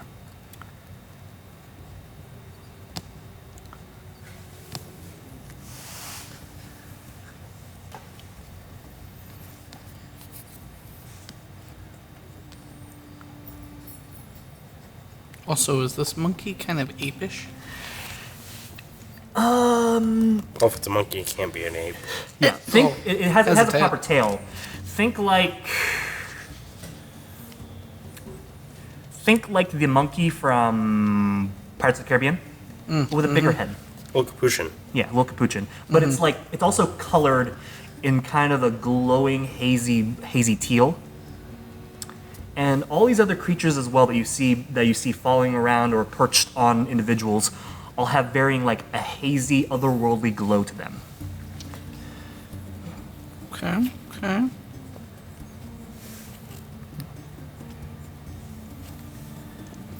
Do they have fur? I know it might be a silly They question. seem more but like they are almost like apparitions. Not necessarily apparitions, but in terms of their body composition and their biology, it looks almost segmented. Segmented. Yes. Like if an insect was a monkey. interesting. She notices you taking an eye at her monkey. Wow. Be glad I didn't make this a beaver. Jesus. It's for innocent reasons, I promise. That's cute, kind of, I think, from what I can drawing see. it. He's drawing it. Well, there's no way a five-eyed monkey can be cute. Yeah. Unless you made them all like huge eyes, childlike. She notices you really eyeing her monkey, and she says, "Oh, have you never seen a papan? Have you never seen a kori before?" That's a sentence. Exactly. Be glad I didn't say you're eyeing her. I didn't make this creature a beaver. Oh no. No, we have not. Did we see the one character's quarry? Of the 5 bodyguards? Did we see her quarry? It was a Sort bird. of. Hers was a bird. No, sort of. You've seen a quarry, but it was in the form of like a shadow creature that emitted from Yeah, that's right. from the girl. Yeah, from the sorceress who was with the So with then the other crew. we wouldn't be able to identify this as this the is a little, same thing. Yeah, not initially at least. Yeah. But yeah, Oh. she does say, it's like, oh, have you never met a Kashtar before? Can't say I remember the last time I was here clearly. That was That's- before they banned the drink. Oh, that drink's been banned for a long time. But I mean, if you were in the taverns, then I can understand why you've been in one. Why you might not remember seeing one. No, Kashtar are a native. We are a people of Kashtar, of course, but we're a little different from average Kashtarians. We have the ability to project a creature, a quarry. This one is a papan. The little monkey gives you guys all a little wave. Goes, Monkey. I'll give it a. yes. But Return to monkey. But I am not exactly a very powerful Kashtar, but I have my quarry, and it's an insightful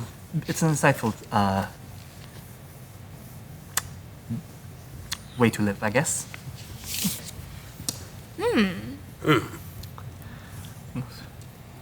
Quite interesting. So, you say you're not a very powerful Kashtar. Does that, but this is an insightful way to live. Does this quarry, you called it, give you a certain amount of insight into? Yes, from what I've been told, the memories of our ancestors live on through our quarry. And there are times when I don't often dream, but when I do, it feels like I'm living the life of someone previously. Someone that my family recognizes, like my grandparents recognizes, oh, that was your uncle, that was your Uncle Falafel. I understand that a little all too well, and I shrug my shoulder with my blade on it, just like. Yes, it's a, well, yeah. Really, how do you? The souls of my ancestors live in my sword. She kind of gives you a quizzical look and just says like, well, I have a glowing monkey with 5 eyes, so sure. Cheers. Yes. As I cheers my coffee. But there are some Kashtar who are much stronger and are capable of tapping into the power of their quarry, of their ancestors, who was also a powerful individual, and that gives them a sort of strength and ability that only they possess. And many here in Casbah Rock use it for various enterprises. And the most powerful are the Nomad Kings themselves. So tell me a little bit more about these nomad kings. Well, they are our head government. They have various interests, but all conglomerate together to see how it can benefit the entirety of Casbah Rock and Kashtar as far as their reach goes. They're all said to have quarry who were the Kashtar of great leaders who lived before the Cataclysm. Sorry, what did you just call that? The Cataclysm. It is said that, well, honestly, What do you Where know does- of the Cataclysm? where does history and myth blend? It's said that the Cataclysm is the reason why caravaneers go out into the desert and bring back wealth and power to Casbah Rock. It's the whole reason why we have speed wagons, iron horses, running water. Kashtar was where civilization was born. Do you know which part of the desert they go out into for this? She just kind of points to the west. West. Yeah, just all out there. It is Aye. Casbah. There are the oases of Kashtar are few and far in between. The one major one that was going to be the capital city of that the Nomad Kings were once considering is the city of Waterfalls. City of what? City of Waterfalls at City Mount of Kokomo. City. It was one of the major stops that the caravaneers traveled to before venturing out into the farther desert. City of Waterfalls. What was the second thing you said? At the mountain Kokomo. The Cataclysm is actually something we've paid a fair amount of attention to At recently. Mountain Kokomo. At Mount Kokomo. Kokomo. Mount Kokomo. Yeah. Yes, go ahead. Oh, I was like, yes, the Cataclysm is something we've paid a fair amount of attention to recently. Are you also historians? Not intentionally. With something we've kind of fallen into, a little bit of a hobby. Our adventures have actually taken us down a path of learning more about it, and so it was one of the reasons we came here to Kashtar is to deepen our understanding. Yes, Fascinating. a mentor of ours recommended it. Fascinating. That's why we came out here to find certain things. Oh, and where are you all from? Caledonia. Ah, Caledonia. Wonderful. I've been wanting to visit the universities there at some point. You really should. There's some phenomenal universities there. And Someday. Hopefully I'll be able to pay for the ticket, for the ticket there. Maxis? Universities are in Maxis? Yes.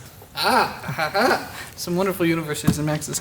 Well, we might have a ship coming through here at some point. Oh, I need to write them soon. Oh, we do have a post office here. Oh, well, thank you. If you need to write. Yes. For all of your help, maybe we can help you charter a journey back to Caledonia so you can visit some of the schools. She kind of squints her eyes at you guys. That is very generous. We are in the business of helping people. Okay. Also, my sons sail the ship, so it's not a big favor to ask them. Okay. I'll see if I can take you up on that offer. Yes. What else did you want to know? What would be a good place for us to find out more about this cataclysm or anything related? Any libraries or sources of knowledge in here? Well, let's see, give me a second.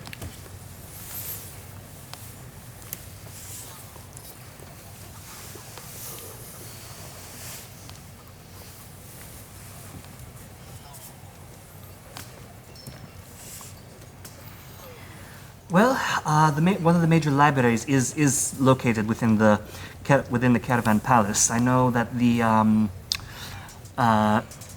House Krita, they're clan of inventors. They're part of the reason why they're able to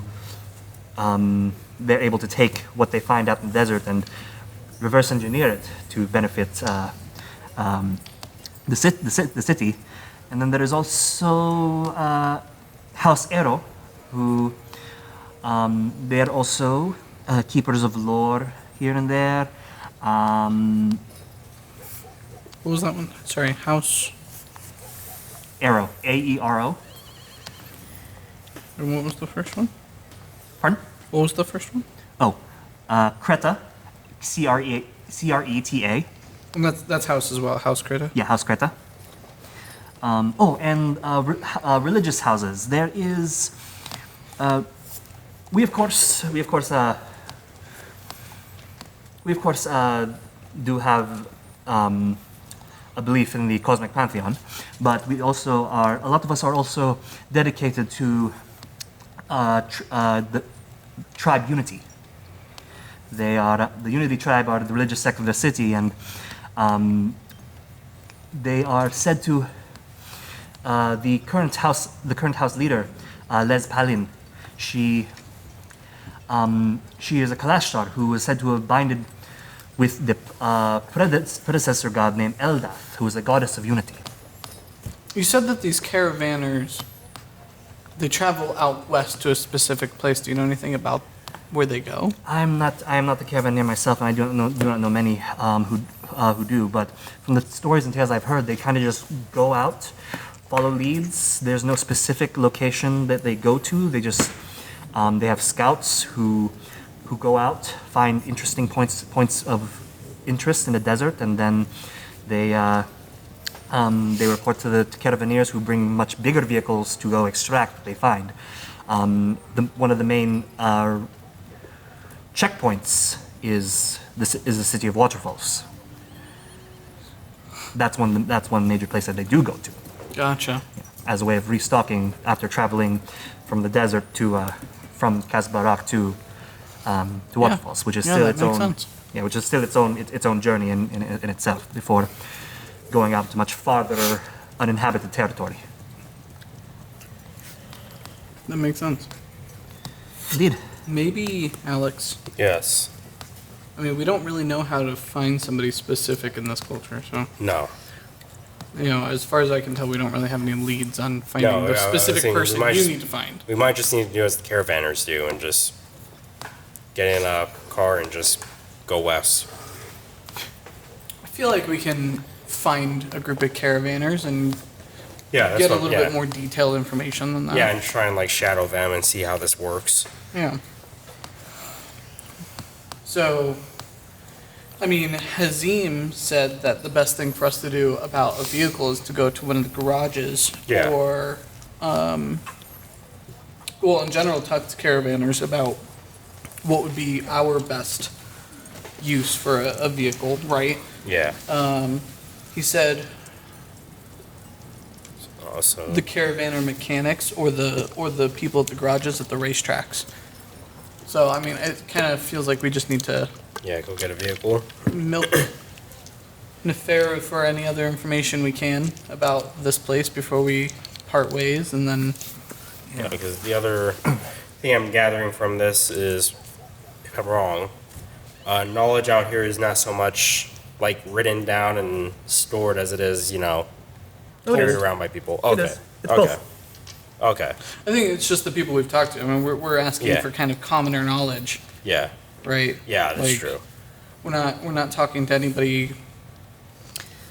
We're not asking specific. for anything like specific. Yeah. You know, I mean, we're very much just getting the lay of the land here. Gotcha. Yeah. So, is there any other information we can ask Nefero for, like? One of the other things as well with the Nomad Kings is that they're the ones that all the artifacts that are collected are brought to the Nomad Kings to be judged and decided whether they're safe for public use or if they should be, or if something more private should be done with them. Interesting. Okay, good to know. I am smelling corruption. Say, You smell it too?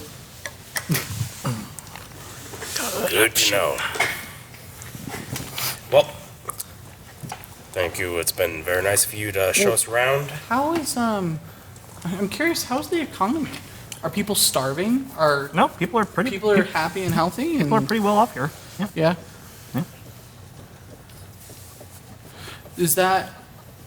Would she be able to tell me if that's something that's like? Is that just Casbah Rock, or is that the country as a whole? Like Well, in generalized, obviously. well, I've only ever lived in Casbah Rock, and life is all right here. Okay. I mean, there's a discrepancy of Kashtar and non-Kashtar and lower Kashtar and high Kashtar, etc. But it's life here. Some classist stuff there. You didn't hear it from me. Or at least I don't feel like arguing about it. Hey, you know what? Fair enough. Okay. Okay. What city does not have its problems? What country does not have its problems? I can't know everything about that. I'm much more interested in past history than current sometimes. What did you say? Sorry.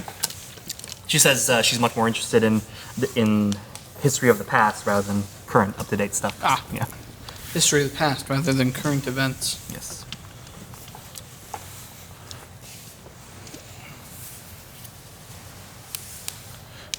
What can you tell me more about the Cataclysm, given your interest in past? That it was history. some kind of great, terrible creature that carved its way through what was once Kashtar, reducing it all to dust. I mean, that's the bedtime story most people say, and for us here in Kashtar, it's much more tangible. What do you mean by tangible? I mean, if you were to look out into the desert, it's just Oh, dust. yeah, Literally it's just, dust. Okay. It's dust, and tales from Caravaneers speak of buildings built into the side of mountains that they have gone into and found strange and unusual treasures to bring back to the city.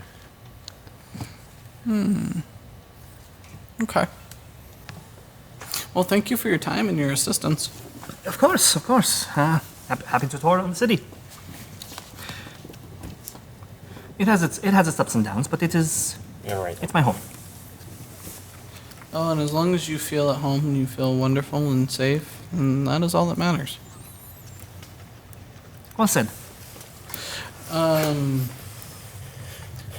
can we get in contact with you for the next time our ship enters into your port? It's like, look, you can just reach me on my sending stone. And she pulls out a little slate, flat piece of rock. Is this something that you guys just have? Oh, right, you're a tourist. We are Yes. cave Apparently, Here. we are extremely technologically behind. Here, and she pulls out a strip of paper, writes down something onto it, and hands it to you. If you can find a, Take it. yeah, it's like if you can find a, you can essentially go to one of the couriers. They'll contact my sending stone, and I can come find you. Did you just hand me the equivalent of your phone number? Essentially. Oh, this place. If I get a chance to reveal a bunch of stuff about Casbah Rock and its technology, you guys are gonna freak. I'm surprised there aren't like payphones, public sending stones, and like those red booths. Oh, that should be a really good idea. Has a relatively complex mechanism where you actually like drop coinage in and it activates the magic so that the sending stone works. You just type it in the number. Sending stone Your sending number. has now expired. Please provide more coin. Do.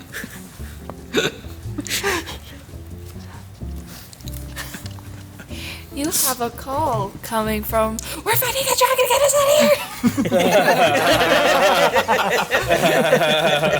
The call is long want to distance. Do you accept? accept the call? Please leave a message after the ring, or after the gong. We're sorry, the sending stone is full. Thank you. We're sorry, the sending stone you've tried to reach is not available. Please try again.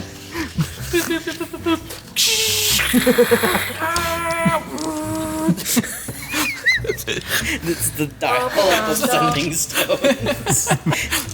Have you ever called in phone number and got the dial-up tone? Yeah, Yeah. I know those times. That's great. You start working at a magical call center.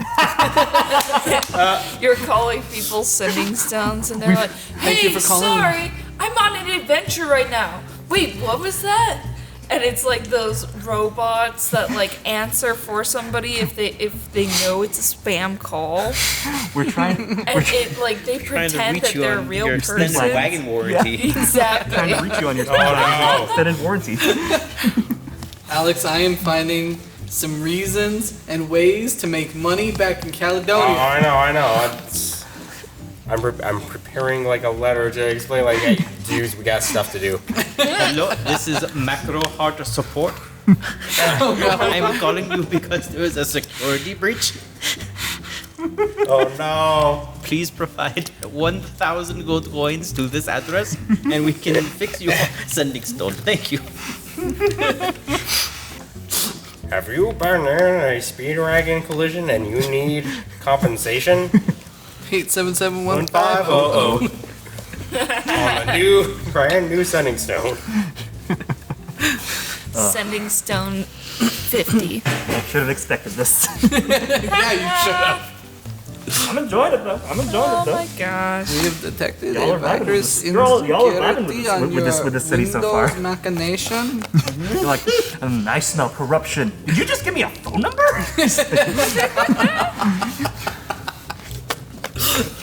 Accurate. Yeah.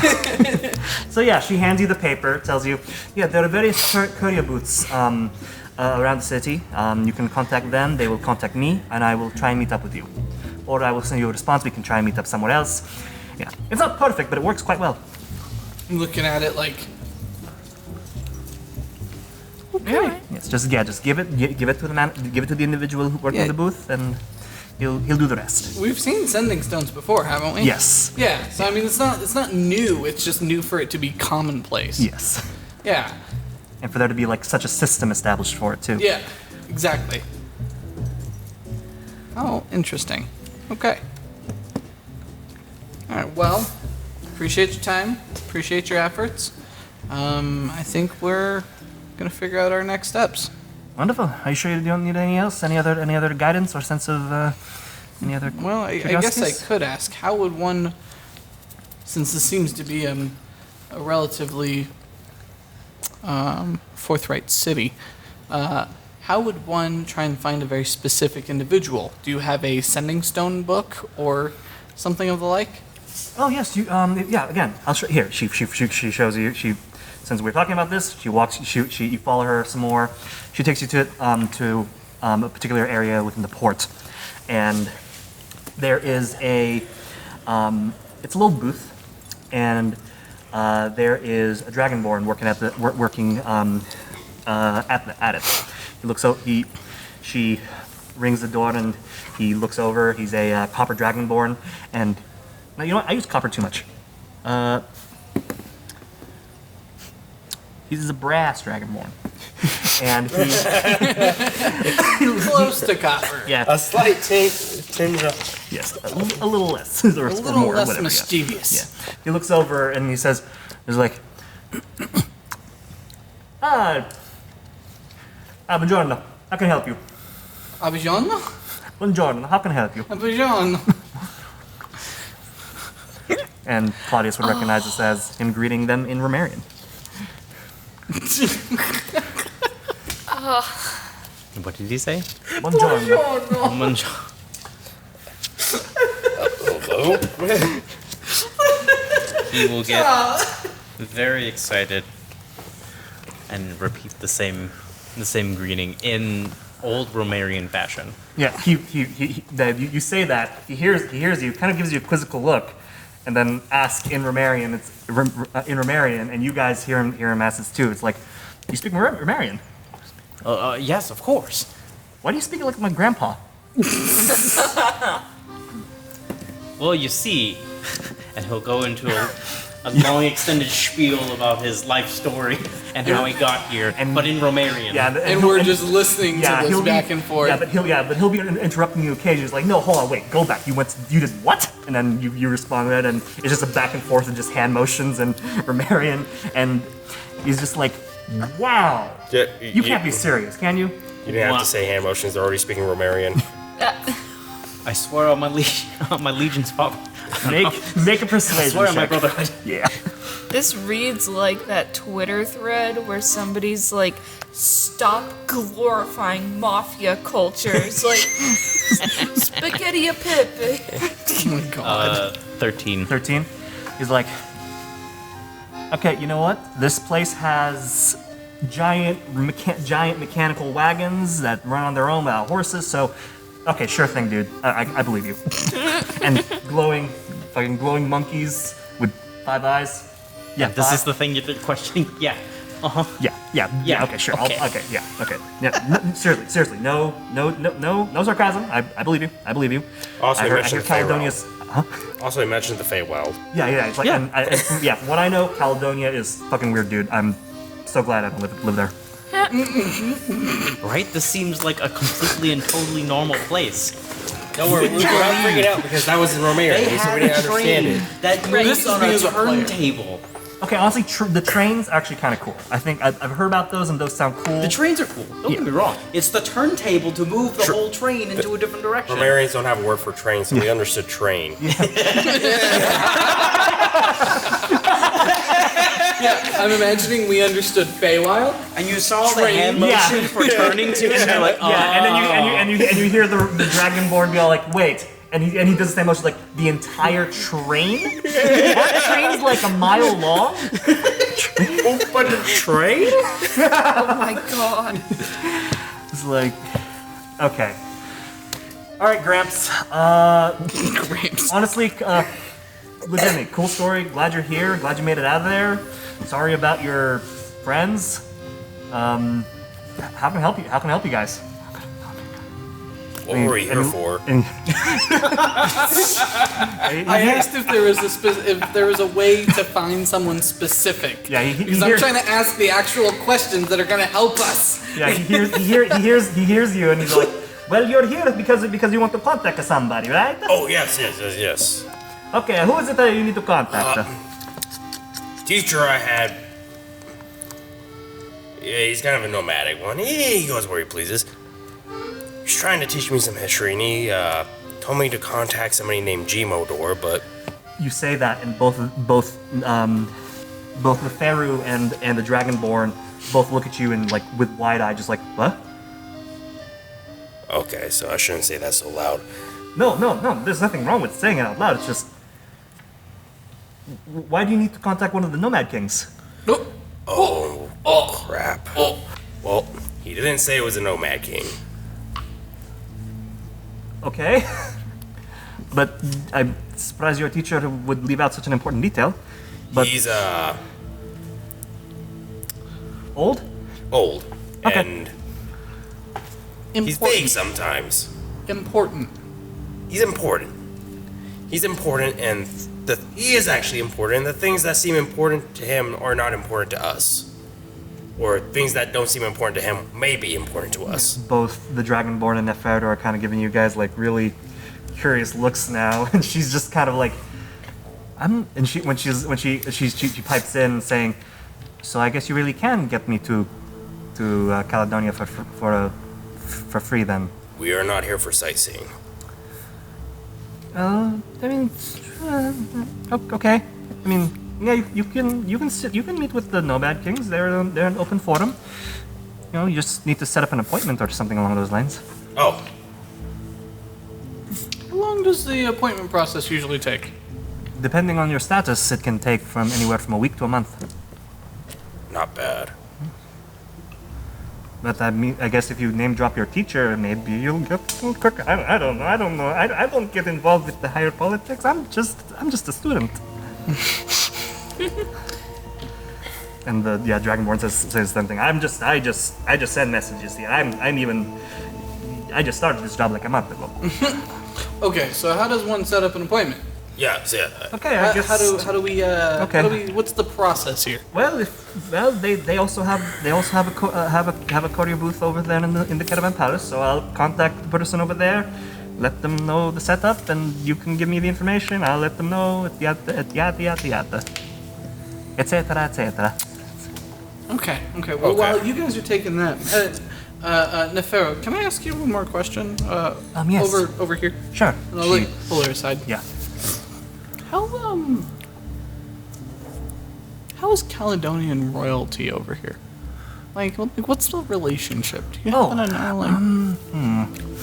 Well, I know that's. Hold on a second.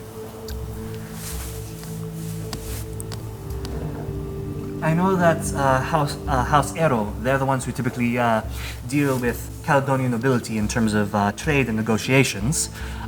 So they do often. So Caledonians often do meet nobility. Do often, when they're able to, come overseas to Casbah Rock itself and meet with the kings. I mean, and the relationship's amicable. Negotiations of. I don't know, buying, selling. There's stuff that you have in Caledonia that we don't have in Kashtar. There's stuff we obviously have in Kashtar that you don't have in Caledonia. Of course. So yes, there is often time for they meet. Okay, it's amicable, Okay. like the Urmerians of old. Yeah, we were definitely educated about that. Yep. Yeah, we were brought up in an empirical society where they wiped out the history of what came before. No, not at all.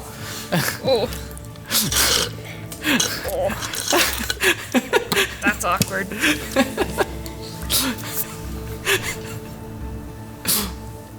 Claudius was just there for college credit. What does Athelas think about all this? Quiet people over here, my God. Seriously. Really silently soaking in everything. Mainly the technology, the advancements here, while also considering the rustic architecture blending, like new and old blending together. is very interesting. And considering coffee, That's fair. Yep. the bean. The bean. Considering the bean. One other thing that you guys have noticed as you're passing through from the city gates to the district is that the gold market, the gold beach market, and the entrance of the gates definitely had two distinct styles to them. One was definitely probably more Romarian in nature, and then in terms of architecture, the other one has a lot more smooth grooves about it. Just a lot very streamlined design. Well, what two areas? You said the Gold Beach. The Gold Beach Market and the area, the easternmost gate that you guys Oh, is that came we in through. entered in Yeah, the through? southeastern gate. Yeah. Yes. I will also ask, where is your post office? It actually should be right around. Yeah.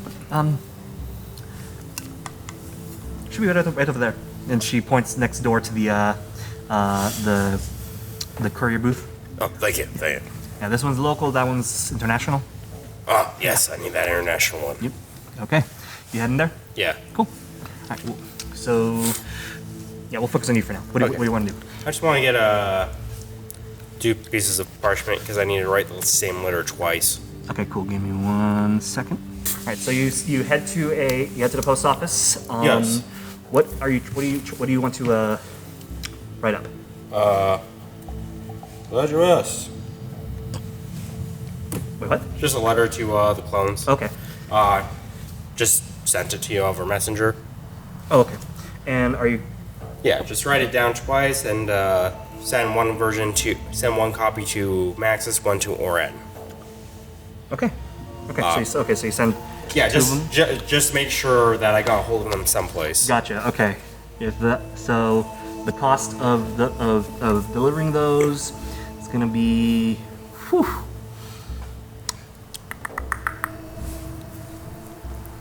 say.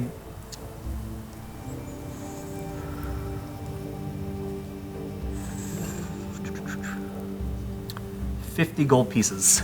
Ooh, 50 gold? Yeah, Don't got that. because it's some very far away mail travel. If you let Novell pull this up, he'd probably help. Yeah. If you let him know. Yeah, I will go let him know what's up. Okay, cool. Then if that's the case, then That's what I think it is, right? if Novell, Yeah, just so I can get us right out of here. if Novell's willing to spot him that, Yeah. then yeah, it is taken care of. Yeah, Novell would definitely. Cool. Thank you. Yeah. Yeah, we don't have enough money. Or I don't. No, we don't have enough money. Alright, we gotta go on we gotta get some money here. Are you familiar with the camel scam? I'm not. Okay. And going back to the courier booth, what kind of message are you guys having the operator send to the Nomad King? Well, we don't know the customs. That's why I was asking. Yeah, we're. Well, yeah, we're no, that's what Neferi told you. There was, Yeah. Neferi told you there was So- there's an amicable relationship. Well, They- no, that was entirely separate. Right. So that was to satisfy my own curiosity about something else.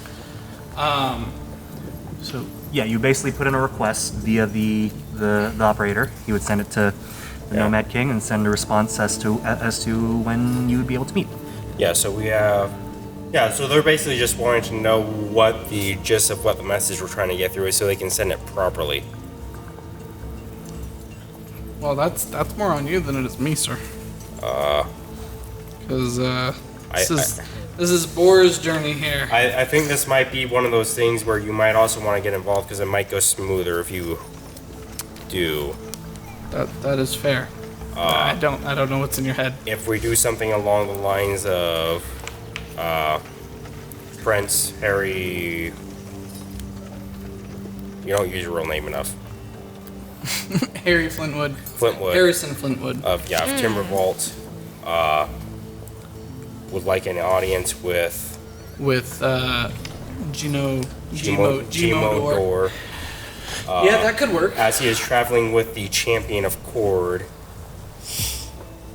and it was communicated that there was a discussion to be had.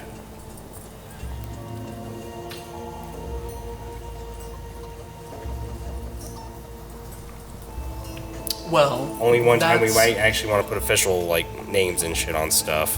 What I can do then is, because I'm not going to say all that out loud. Yeah, yeah. I would ask Yeah. for a piece of parchment. Yeah, yes. I was gonna think, like... Yeah, I was gonna do the same, like, piece of parchment. From the courier, yeah.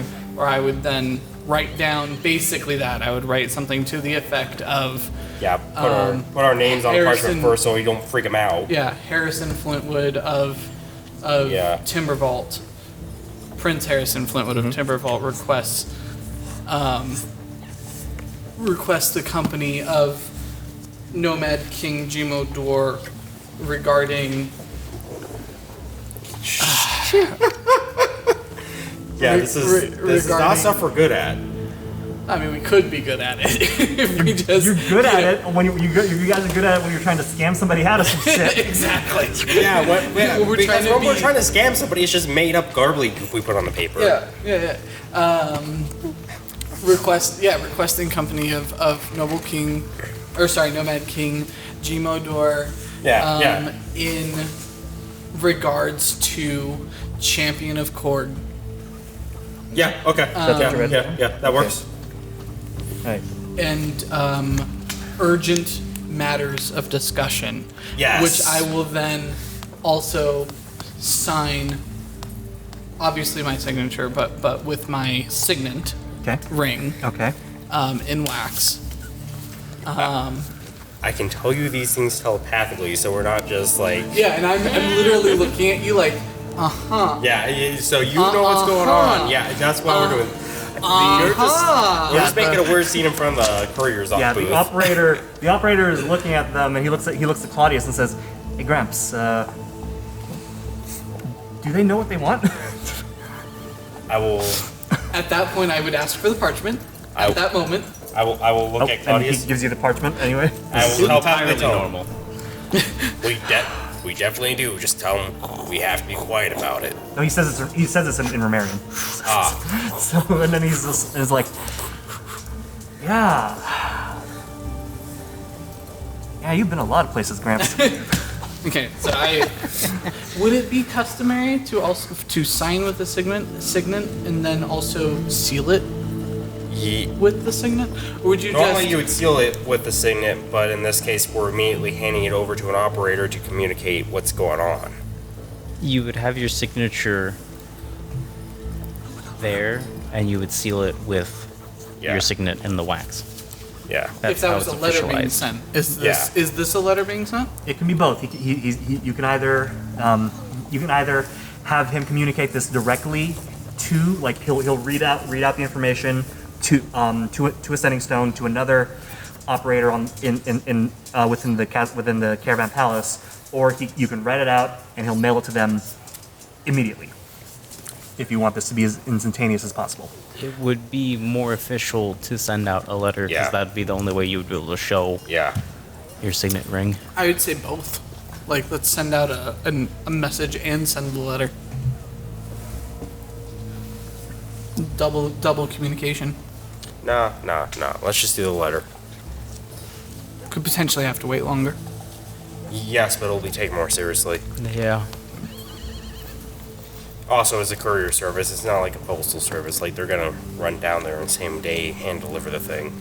Is that the insinuation? Essentially, but if you guys are actually really serious about getting this to them as fast as possible, it'll just kind of like, I can get this to them faster for a extra fee.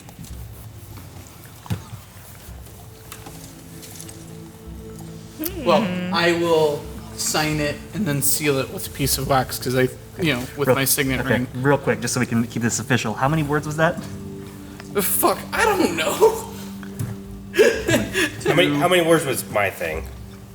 To noble. The prince of Timbervault requests an audience with Nomad King Jimo Dor. Is he gonna charge me per word? Yeah. Oh my god. On a I've got parchment? info on this. On a parchment? Yeah. How How would he even know how many words I'm writing? If I write it down and I seal it. True. Good point. Also, does he have any sort of reaction when he sees the seal on the letter? He'll just be all like, that's really official. I don't recognize the symbol, but Okay. if you folks are meeting with the Nomad King, then I'm not gonna play. I'm just the messenger. Okay, how quickly do you want this delivered? Now, or now later in the day? I'd say we have a little bit of sightseeing, yeah? Yes. So, now later in the day? Yes. Okay. Then that will be 3 gold pieces, please. I toss him a platinum. Okay. Are you sure it's not just like okay? You know, it's good. Give me a platinum. I'll get this to you. Keep the change. Okay.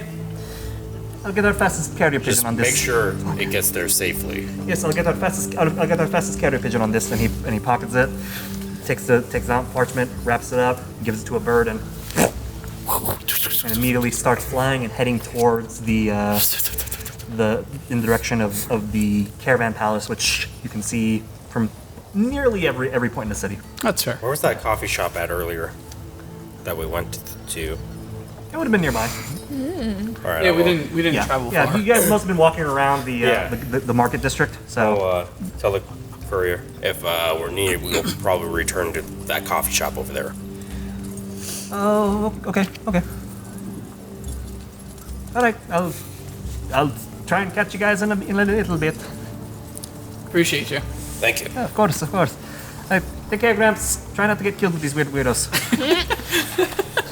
Did he say that in Romarian? Yes. Okay, damn it. I need a return. I was gonna tell. We haven't gotten him killed yet. Hope Yeah, to see you. well, You're one of- nearly.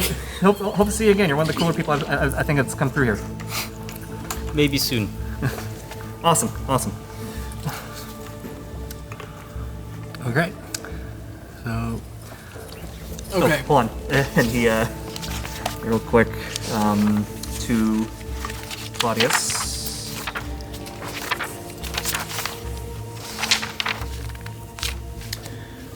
Reaches out a hand. Says,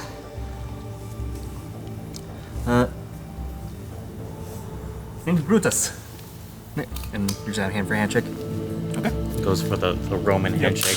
He's like, you are an old man. And then he, You are an old man. yeah. He's like, Crispus. Huh. Okay. And then he pulls back. Like, I'll see you all again. Well, I'll see you all soon. I'll come back to you as soon as I'll come to you as soon as I get the message. Sounds great. Thank you. Thank you. Okay. As we're walking back to the coffee shop, we've taken care of that. Now, how do we take care of our big boy here?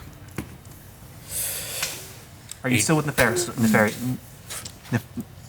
Forgot some character's name. Nefarious at this point. We haven't explicitly said goodbye to her, so I'm assuming yes. Yeah. She'll hang out with you guys for a little Yeah, longer. just in case we get lost.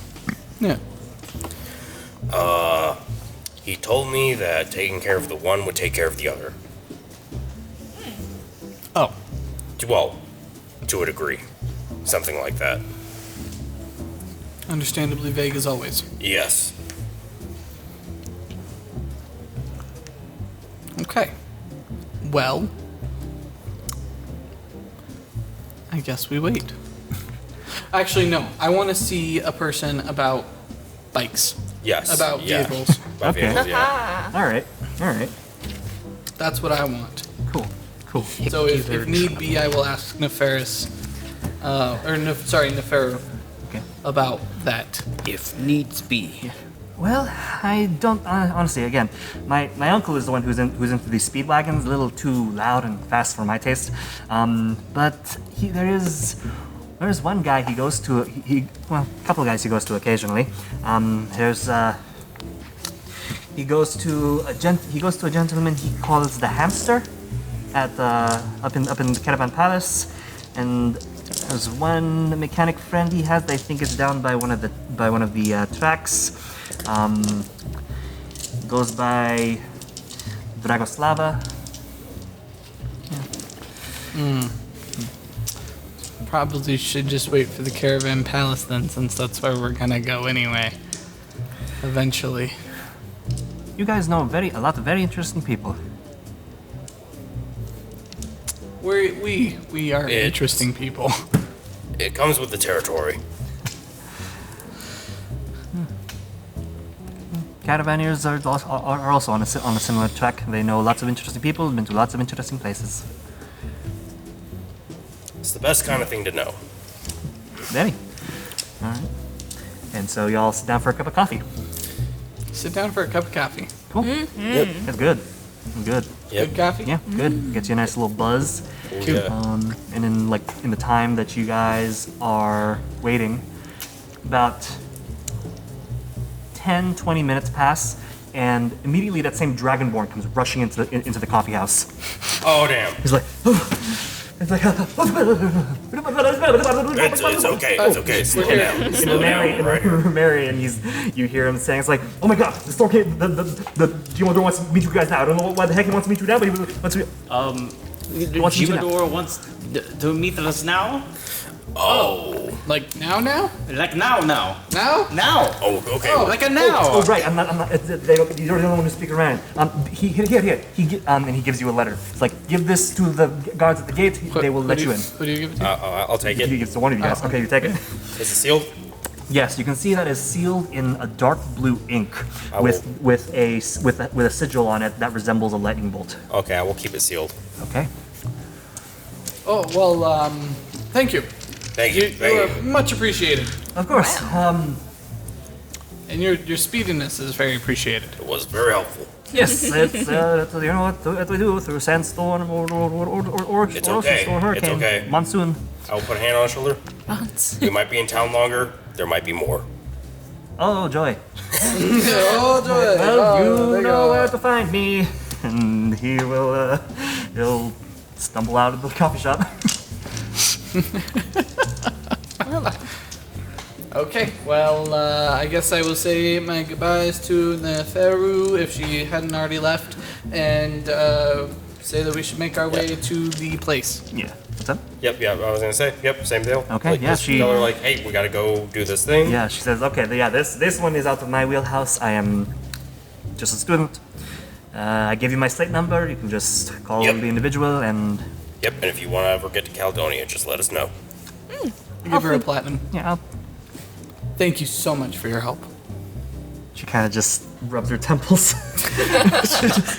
Yeah, like she kind of keeps an eye out on anybody and just slides it into her boot pocket. And just And tell your uncle thank you for his. yeah, of course. Yeah, thanks. I'm learning a lot. As you guys make your way through the city, the Pharaoh will at least guide you through the streets to the caravan palace, but she stops at the gates of the walls. The walls within the walls surrounding the caravan palace, and she says, "All right, this is my stop. Thank you again. Yada yada yada." You all exchange pleasantries and goodbyes, and you can see that this particular portion of the city is walled off, and there's also a moat with rivers coming out from it. This particular gate you're brought to has dark blue banners with the similar lightning bolt sigil on that was waxed onto the ceiling wax. Got it. Yeah, and you can see that there are guards here that are also dressed in a similar green, but then there are also some that are dressed in a dark blue matching the banners. They see you approach and immediately kind of close off the entrance a little bit and approach you and say, like, what business do you have at the Caravan Palace? Hello. We were, as a group, requested, and I will hand them the letter. One of them takes the letter from you. Another hands to another person who pops open the seal. Very well. I believe the steward will be inside waiting for you then. Yep. And it's like behave yourselves, outsiders. Will do. Give him a polite nod. They Of course. part and allow you in. As you enter this area, you hear the hum and rumble of idling speed wagons and iron horses. Some of them are very well built. Some are much more well armored and bulkier. Definitely in comparison to the ones that you've seen so far. Bulkier, well armed, and some are fucking huge, like at least 30 feet tall. Oh, 30 feet tall on okay. wheels and almost just as long, if not longer. Some have thick-ass wheels that have spikes on them. Some are just like, hard to describe this without in a medieval fantasy standpoint, but some of them have tank treads. Okay. Fair enough. These things are thick, armored, and very well built. And you can see the individuals around them are very rugged, well-armed, dressed, pretty much set up for like battle or combat. They're all just kind of parked here. They're all kind of just vibing, revving up their engines and just kind of driving around. Some are doing like wheelies. They're kind of just idling here at the moment, or they're like tuning up their vehicles, testing them. Some seem to be sparring and setting up. You can see that when you enter, the main building that you approach is very open in its design. Lots of windows, lots of tall spires, but the two other buildings on the side, you can see have a different architectural language to it. One looks like Romarian-built stone, another looks more geometric and in its design, very fortified. And the one that you're heading to has much more open look to it. But it also, at the very top, has a distinct layer of dark clouds over it. Yeah. As you approach and continue moving into the space, passing through all the various vehicles and caravaneers who are here, who kind of take stock of you and just see you passing through. Don't really kind of just watch you as you pass through and kind of get back to whatever business they're doing. And you enter into the as you approach the gates of the caravan palace itself. There's a man who greets you at the door, bald head, goatee, and says, "Are you the group that is with Harrison Flintwood as well as the champion of court?" We are them. We are. Yes. Welcome. I am Ali Famir, steward to Jimodor. Leave Amir. Thank you. I've been told to welcome you to the Caravan Palace, as particularly the branch of the Storm Tribe, and you are to meet immediately with Jimodor.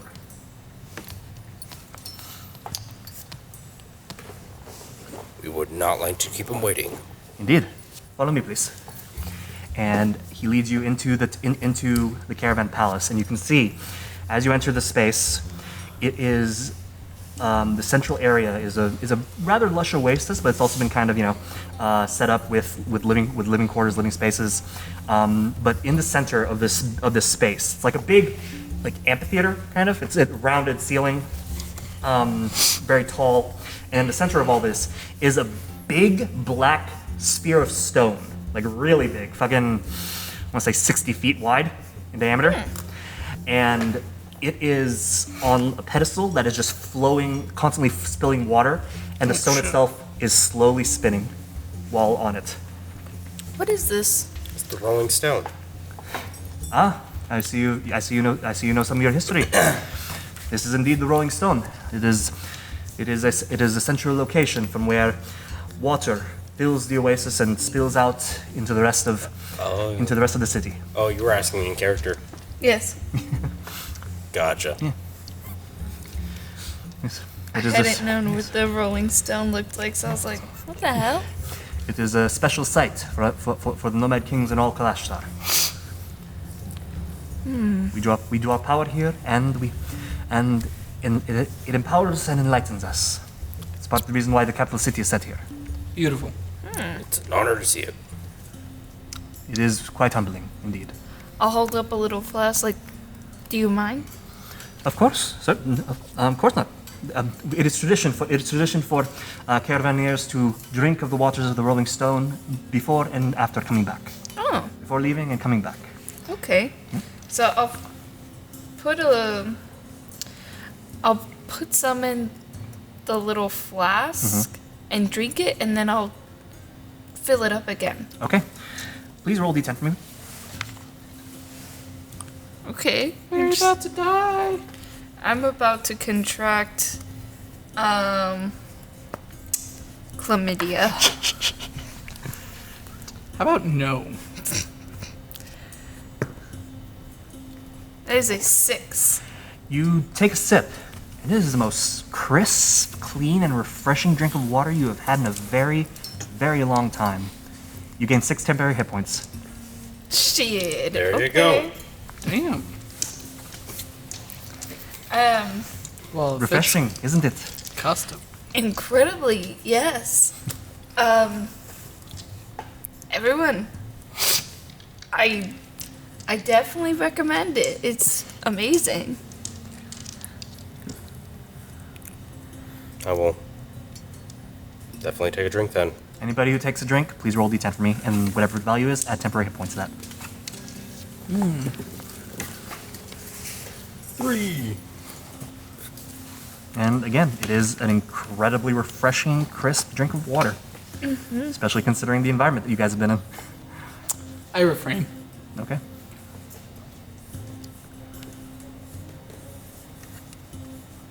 Does Claudius do anything? Takes a sip.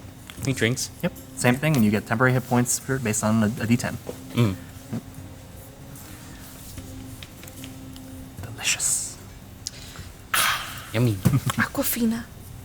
Sylack, you should take a drink. It feels good to be connected.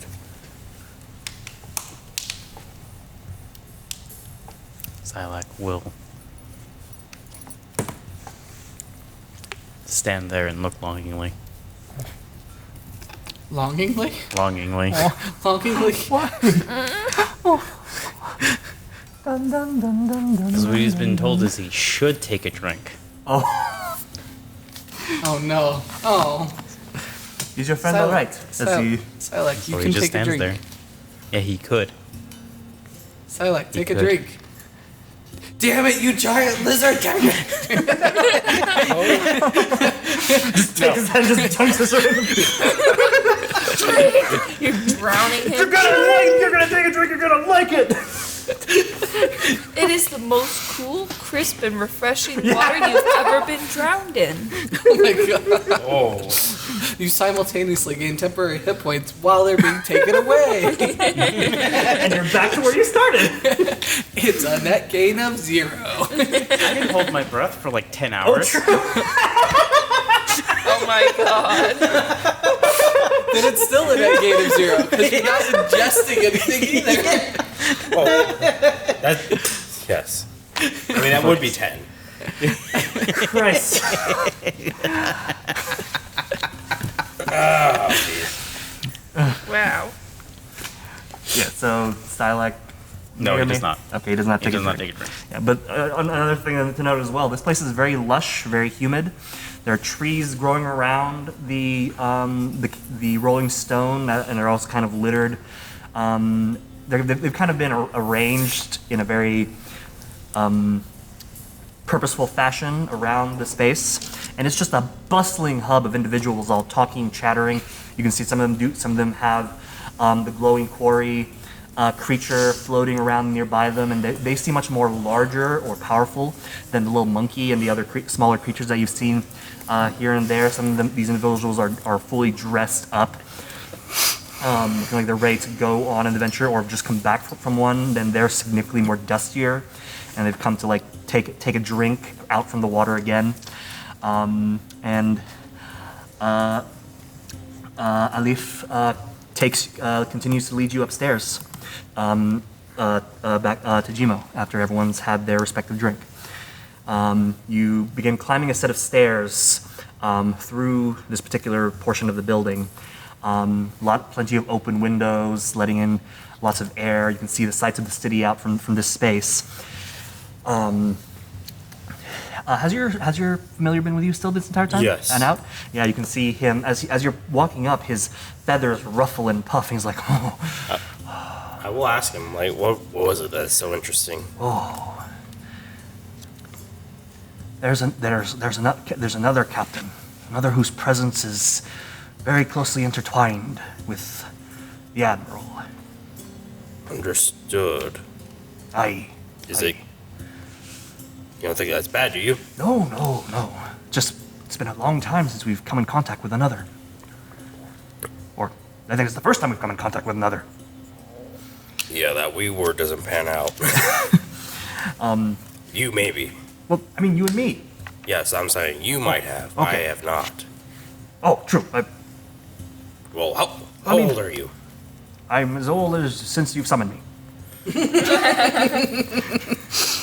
Okay, to be fair, I thought you were like some ancient being that I... Nope, never mind. Oh, well, I'm glad you thought so highly of me, Captain. I appreciate it. You're welcome. So cute. And Best friends. Alif looks over to you, sees you talking to your bird, and says, "A gift from the Stormlord, yes? Yes. Then you are indeed the champion that we are looking for." A very good gift, and yes. He leads you up to the very top of the tower. You can hear the rumbling of thunder above you. And he opens the gates, and you can see several guards. There's guards posted at these doors. He's like, Jimodor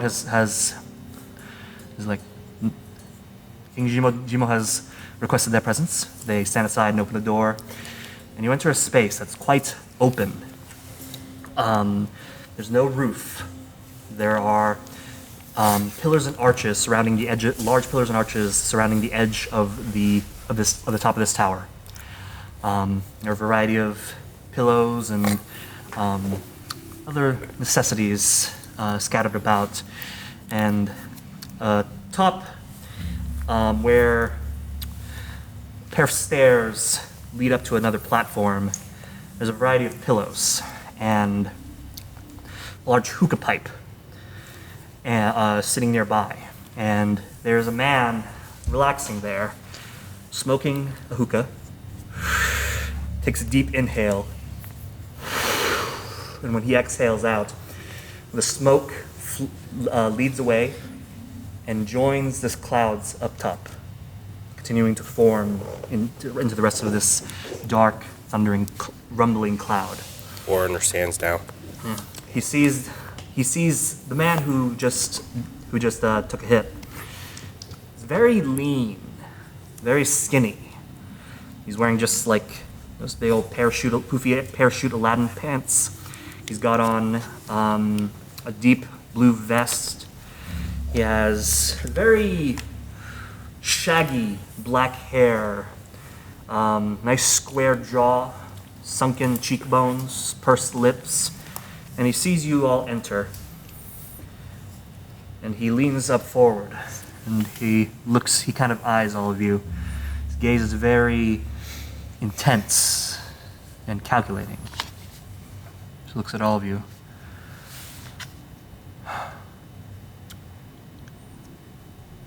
I am Jimodor of the Storm Tribe.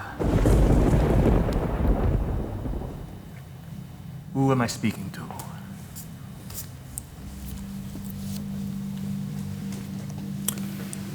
I am Bartholomew Lazarkov. I believe we serve the same one. So, you are the so-called champion. Yes. He gets up from his seated position, and walks towards the edge of his little thing, and he holds out his arms and says, "Show me then the power that the Stormlord has given you."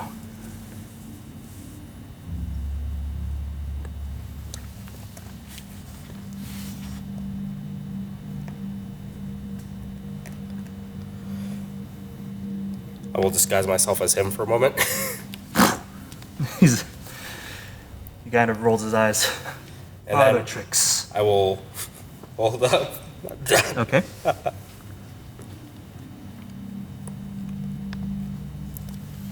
And then I will thunder step behind him. Well, hey, describe me what Thunder Step is again? Ooh. Actually, hold up. It might not have been a bad idea. Good idea. I will step away from my party and then thunder step behind him. Because it does, leave behind a giant flash of thunder. Right. Okay.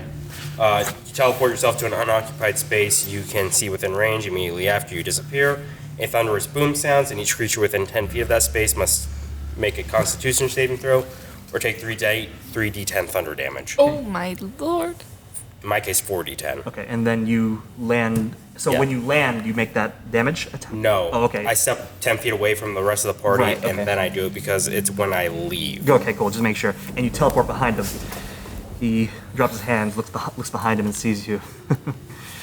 Impressive, but that is not the power that I'm seeking.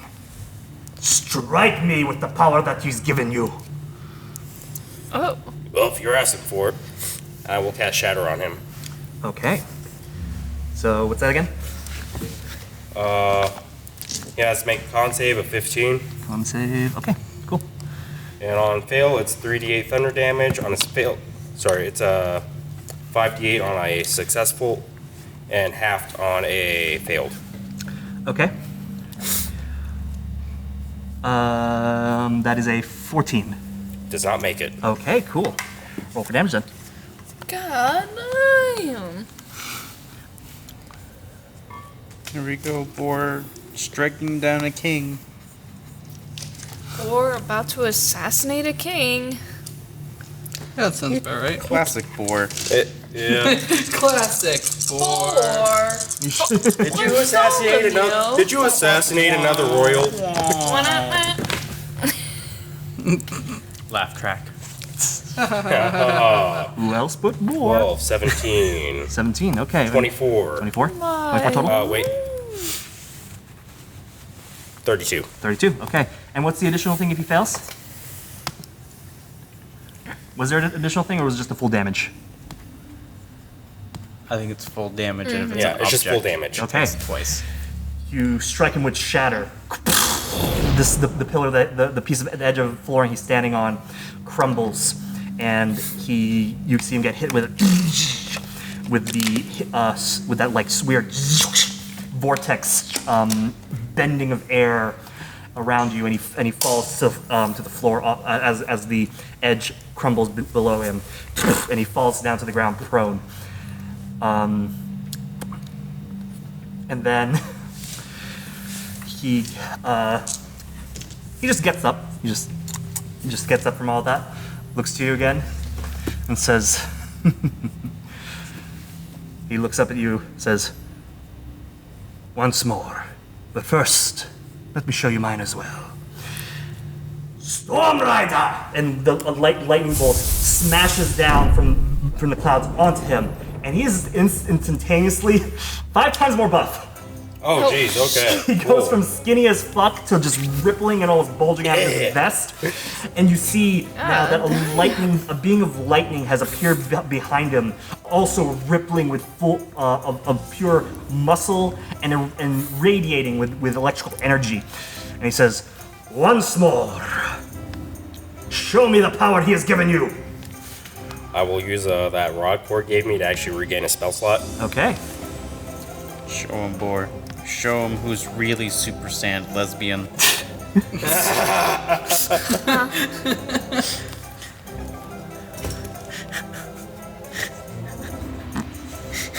Here for it.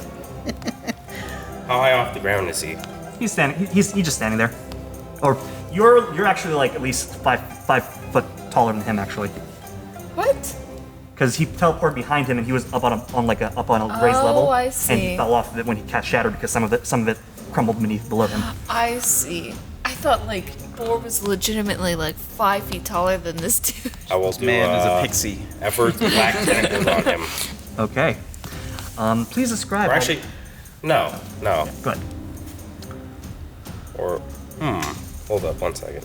You gotta do something cool. He I gotta do just something did cool. I something gotta do really something cool. cool here. He did something really cool. Yeah.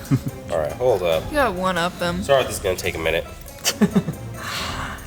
Allow me to then to describe the rest of the scene to you guys. Yeah, you guys see that that Boar has done some stuff. He made a man fall off an edge. He teleported, and he made a man fall off an edge after shattering on him. But this guy just gets up like it's it's nothing, and then proceeds to roid out, turning from a dude who looks like he weighs 60 pounds wet to an absolute beefcake of a man. And now he also has a equally as buff, if not a little bit more, floating spectral humanoid being made of pure lightning. Awesome. Damn. Yeah. I am here for And it. the clouds above just roll with thunder and crackle with lightning. I dig it. Yep. So does Monkey. Oh my god. It's a chunky ass monkey. Right? That's a I will Monkeys are chunky. polymorph. fake of a freaking Oh, monkey. okay, okay. What? I polymorph Okay. into a huge giant crab. Oh my Have we seen it? Have you God. guys? Oh yeah, you have seen giant crab. Okay. Yes. Well, I mean, I've seen a crab, and just imagine it bigger. Yeah. Well, no, that's also unfortunately seen a giant that's crab. not how it works. Otherwise, you could take a squirrel and make it gigantic. but you have seen a giant crab thanks to Oh, the yeah. the crab fight. Yeah. Also, having seen the creatures, and I thought it was bullshit in the game. They actually didn't put that restriction on polymorph. That's when I imposed on myself to actually make it not unfair. Because like I could have turned into a T-Rex. Rules as written, I could have turned into a T-Rex. That's bullshit. Yeah, which is why you have to have seen the creature first. Yeah. So That's my yeah. I have to have knowledge that this kind of creature can at least exist. Yeah. Okay, you turn into a giant crab. He kind of looks confused and he says, "Wow, the Stormlord really does give some very unusual powers. Attack me then, I suppose. Show me that strength." What was the whole point? Hey, look, No, poor yeah, crab. just turn into the giant crab and Nice, easy meal. go in for a claw attack on Okay. him. Roll for attack. Nom, nom, nom. Does a 20 hit? 20 will hit. Roll for damage. 17, 19. 19. Okay, Yeah. and that was a dirty 20, right? Yeah, dirty Okay, 20. so 19. And the target is grappled. Okay. Woo. You get him, grab him right by the waist. You just fucking tanks it. You squeeze a little bit. He's like, the magical powers are far more impressive. Then, and he will attempt to break the grapple. Would I have to save against that, or is it like a? Would it be a contested strength check or? I'm pretty sure that's what it is. Okay. Did you roll? Let me grab seriously? my d20. Oh. Nat 20 with a +5. Wow. Okay. Yeah. 25. Jeez. Yeah. He tries to struggle and he's like, so there is some strength behind that power then. And he will make another attempt again to break free. Okay.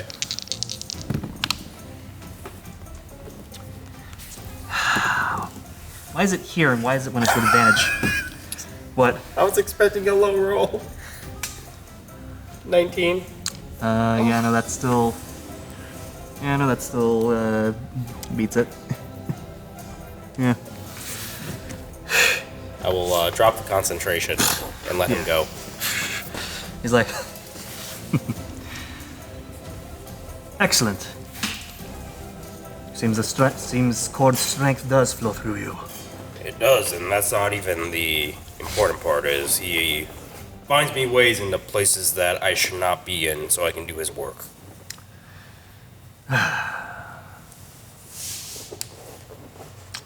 I think that sounds right, at least for the so-called chosen one. Not everything can be handled with lightning and thunder. No, I believe that. For if it was true, he would have chosen me a long time ago. Or any of my other ancestors, for I'm that sure he matter. would have. Same. Would you like some hookah? Yes, please. Oh, we should also. These are my traveling companions here. He says. He looks to them all, and he looks to you all, and he looks at you.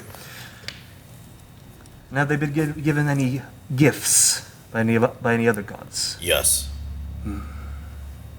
Hi, Harrison Flintwood. Pleasure. Harrison Flintwood. And he gestures to the rest of you. Athelas, I have not been given a gift by any god. If you are here, you probably will be.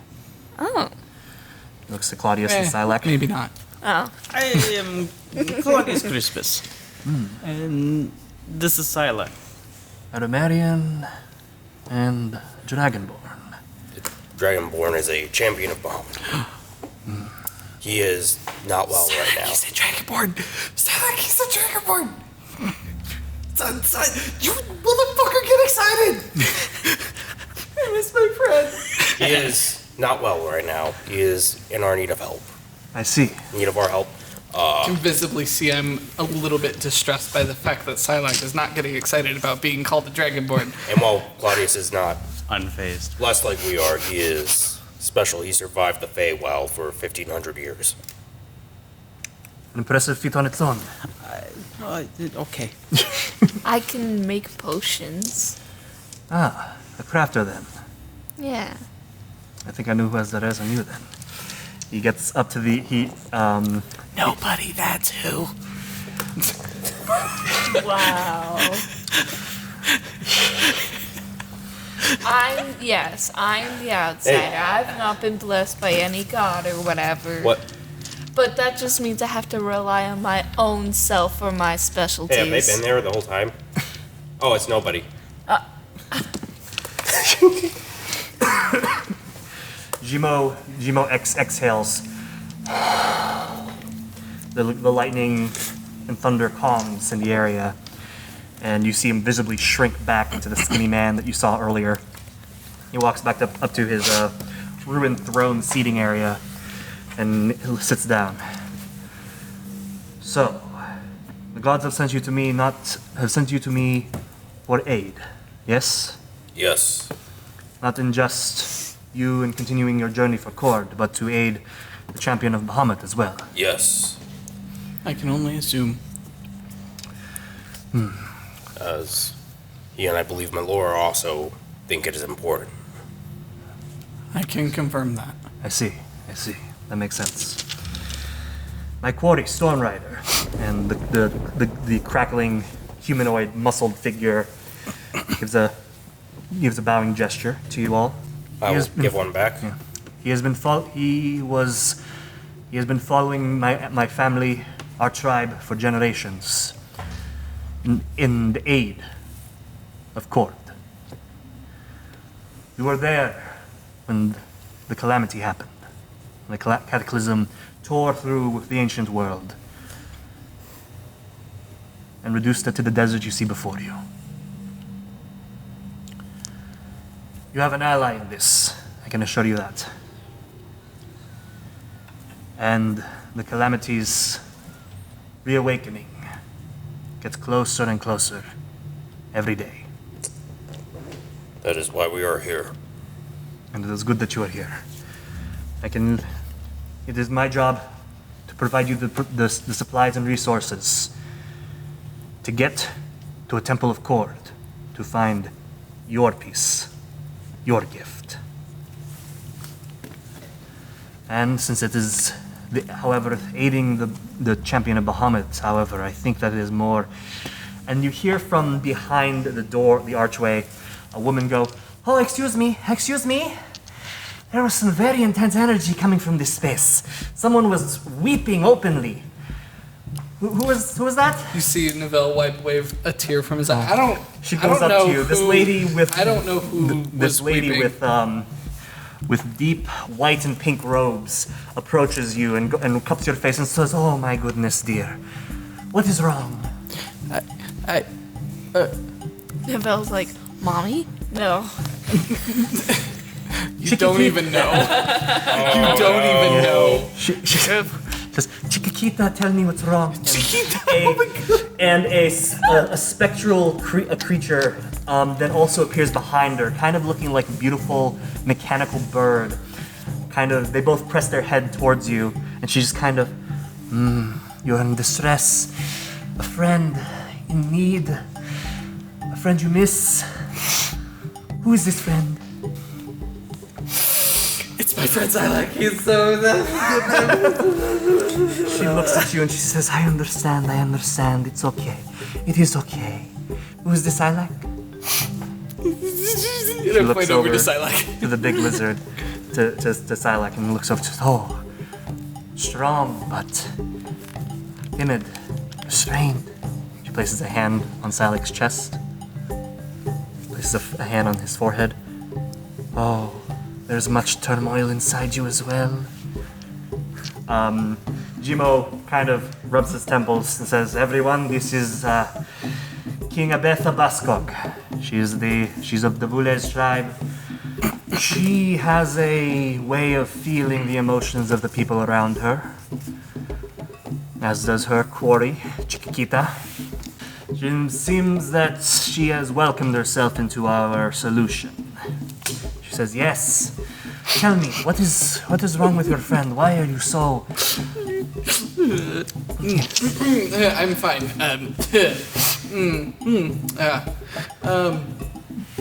And I will give the very, very brief rundown of what happened. She's like, I see. I think I can help.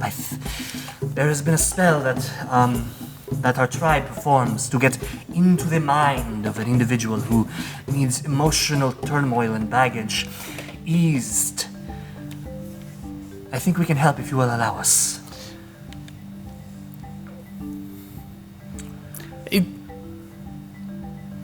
How do I say this?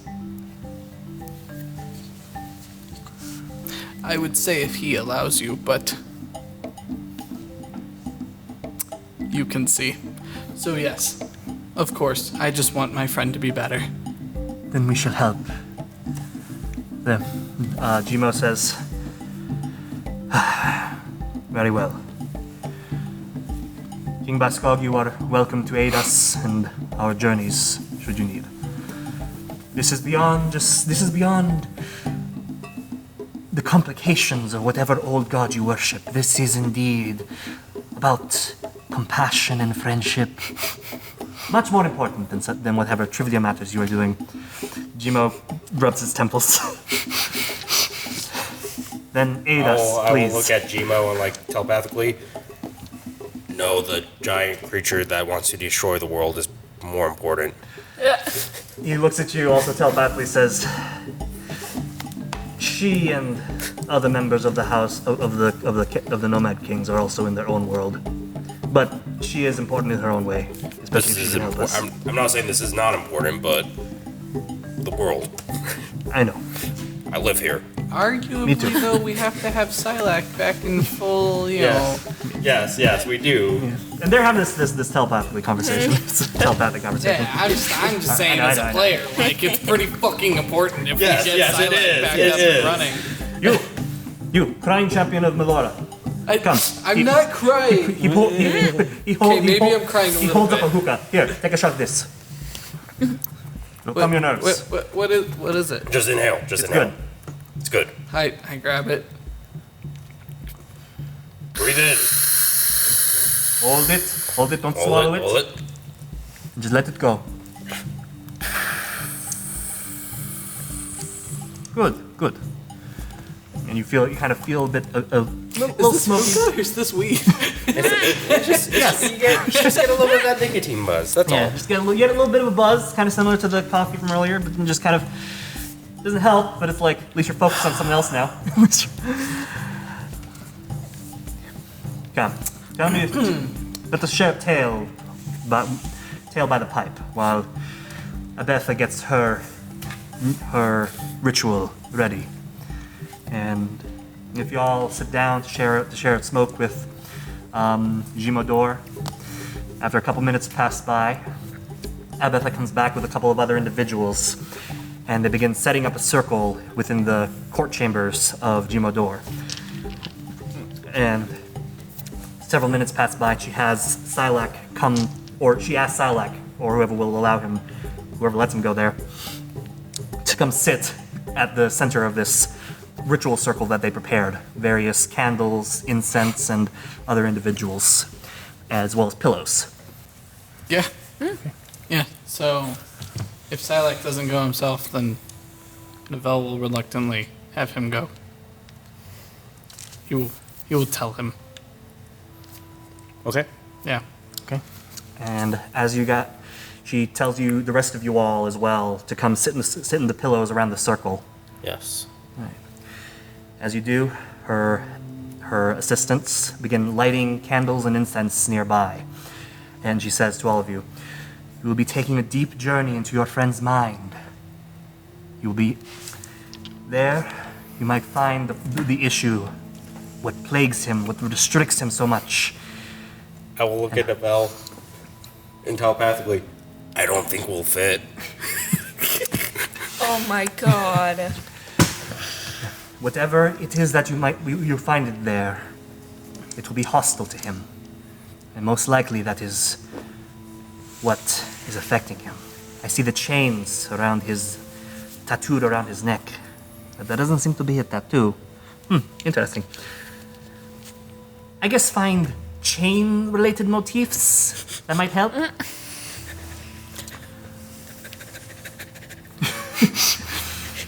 We've only done this spell a couple of times. Oh no!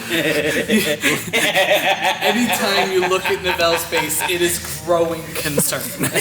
Boris is also just doing the I didn't think I fit. Now we're doing this for. Well, no. Doing it for the first time isn't a big deal. And if you get hurt in this realm, you will feel the pain. It won't hurt you in real life. If you were to pass out, you end up being shunted out of the mind.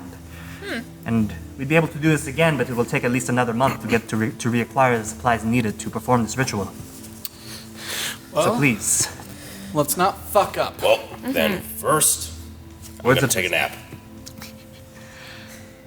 Yeah, because you need a short rest. Yes, I only have 2 spell slots, and I just used them all.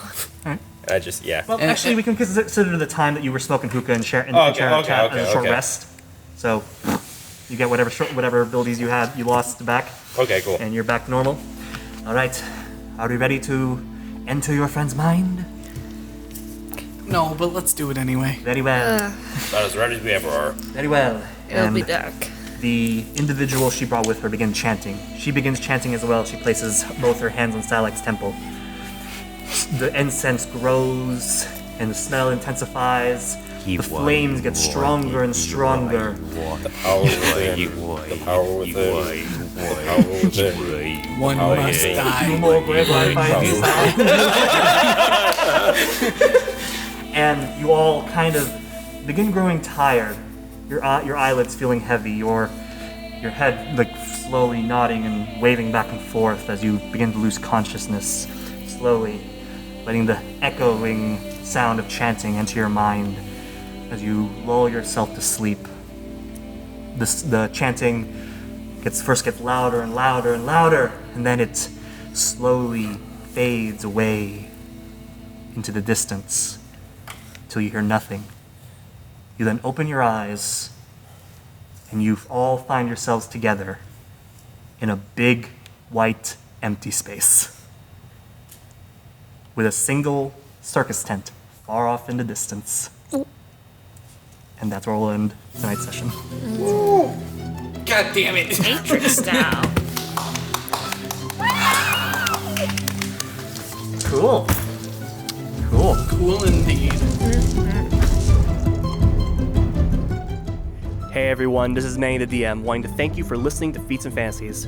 We had a lot of fun this session and would love to know if you enjoyed it too. You can talk to us on Twitter at Feats and Fantasies with the hashtag Cataclysm Rising. If you want to help support our adventures, please consider donating at doubletake.xyz/donate. All donations will go directly to improving the show and finding better ways to get you involved. Thank you again for supporting our podcast. Please share it with your friends, and we'll see you again in the next one.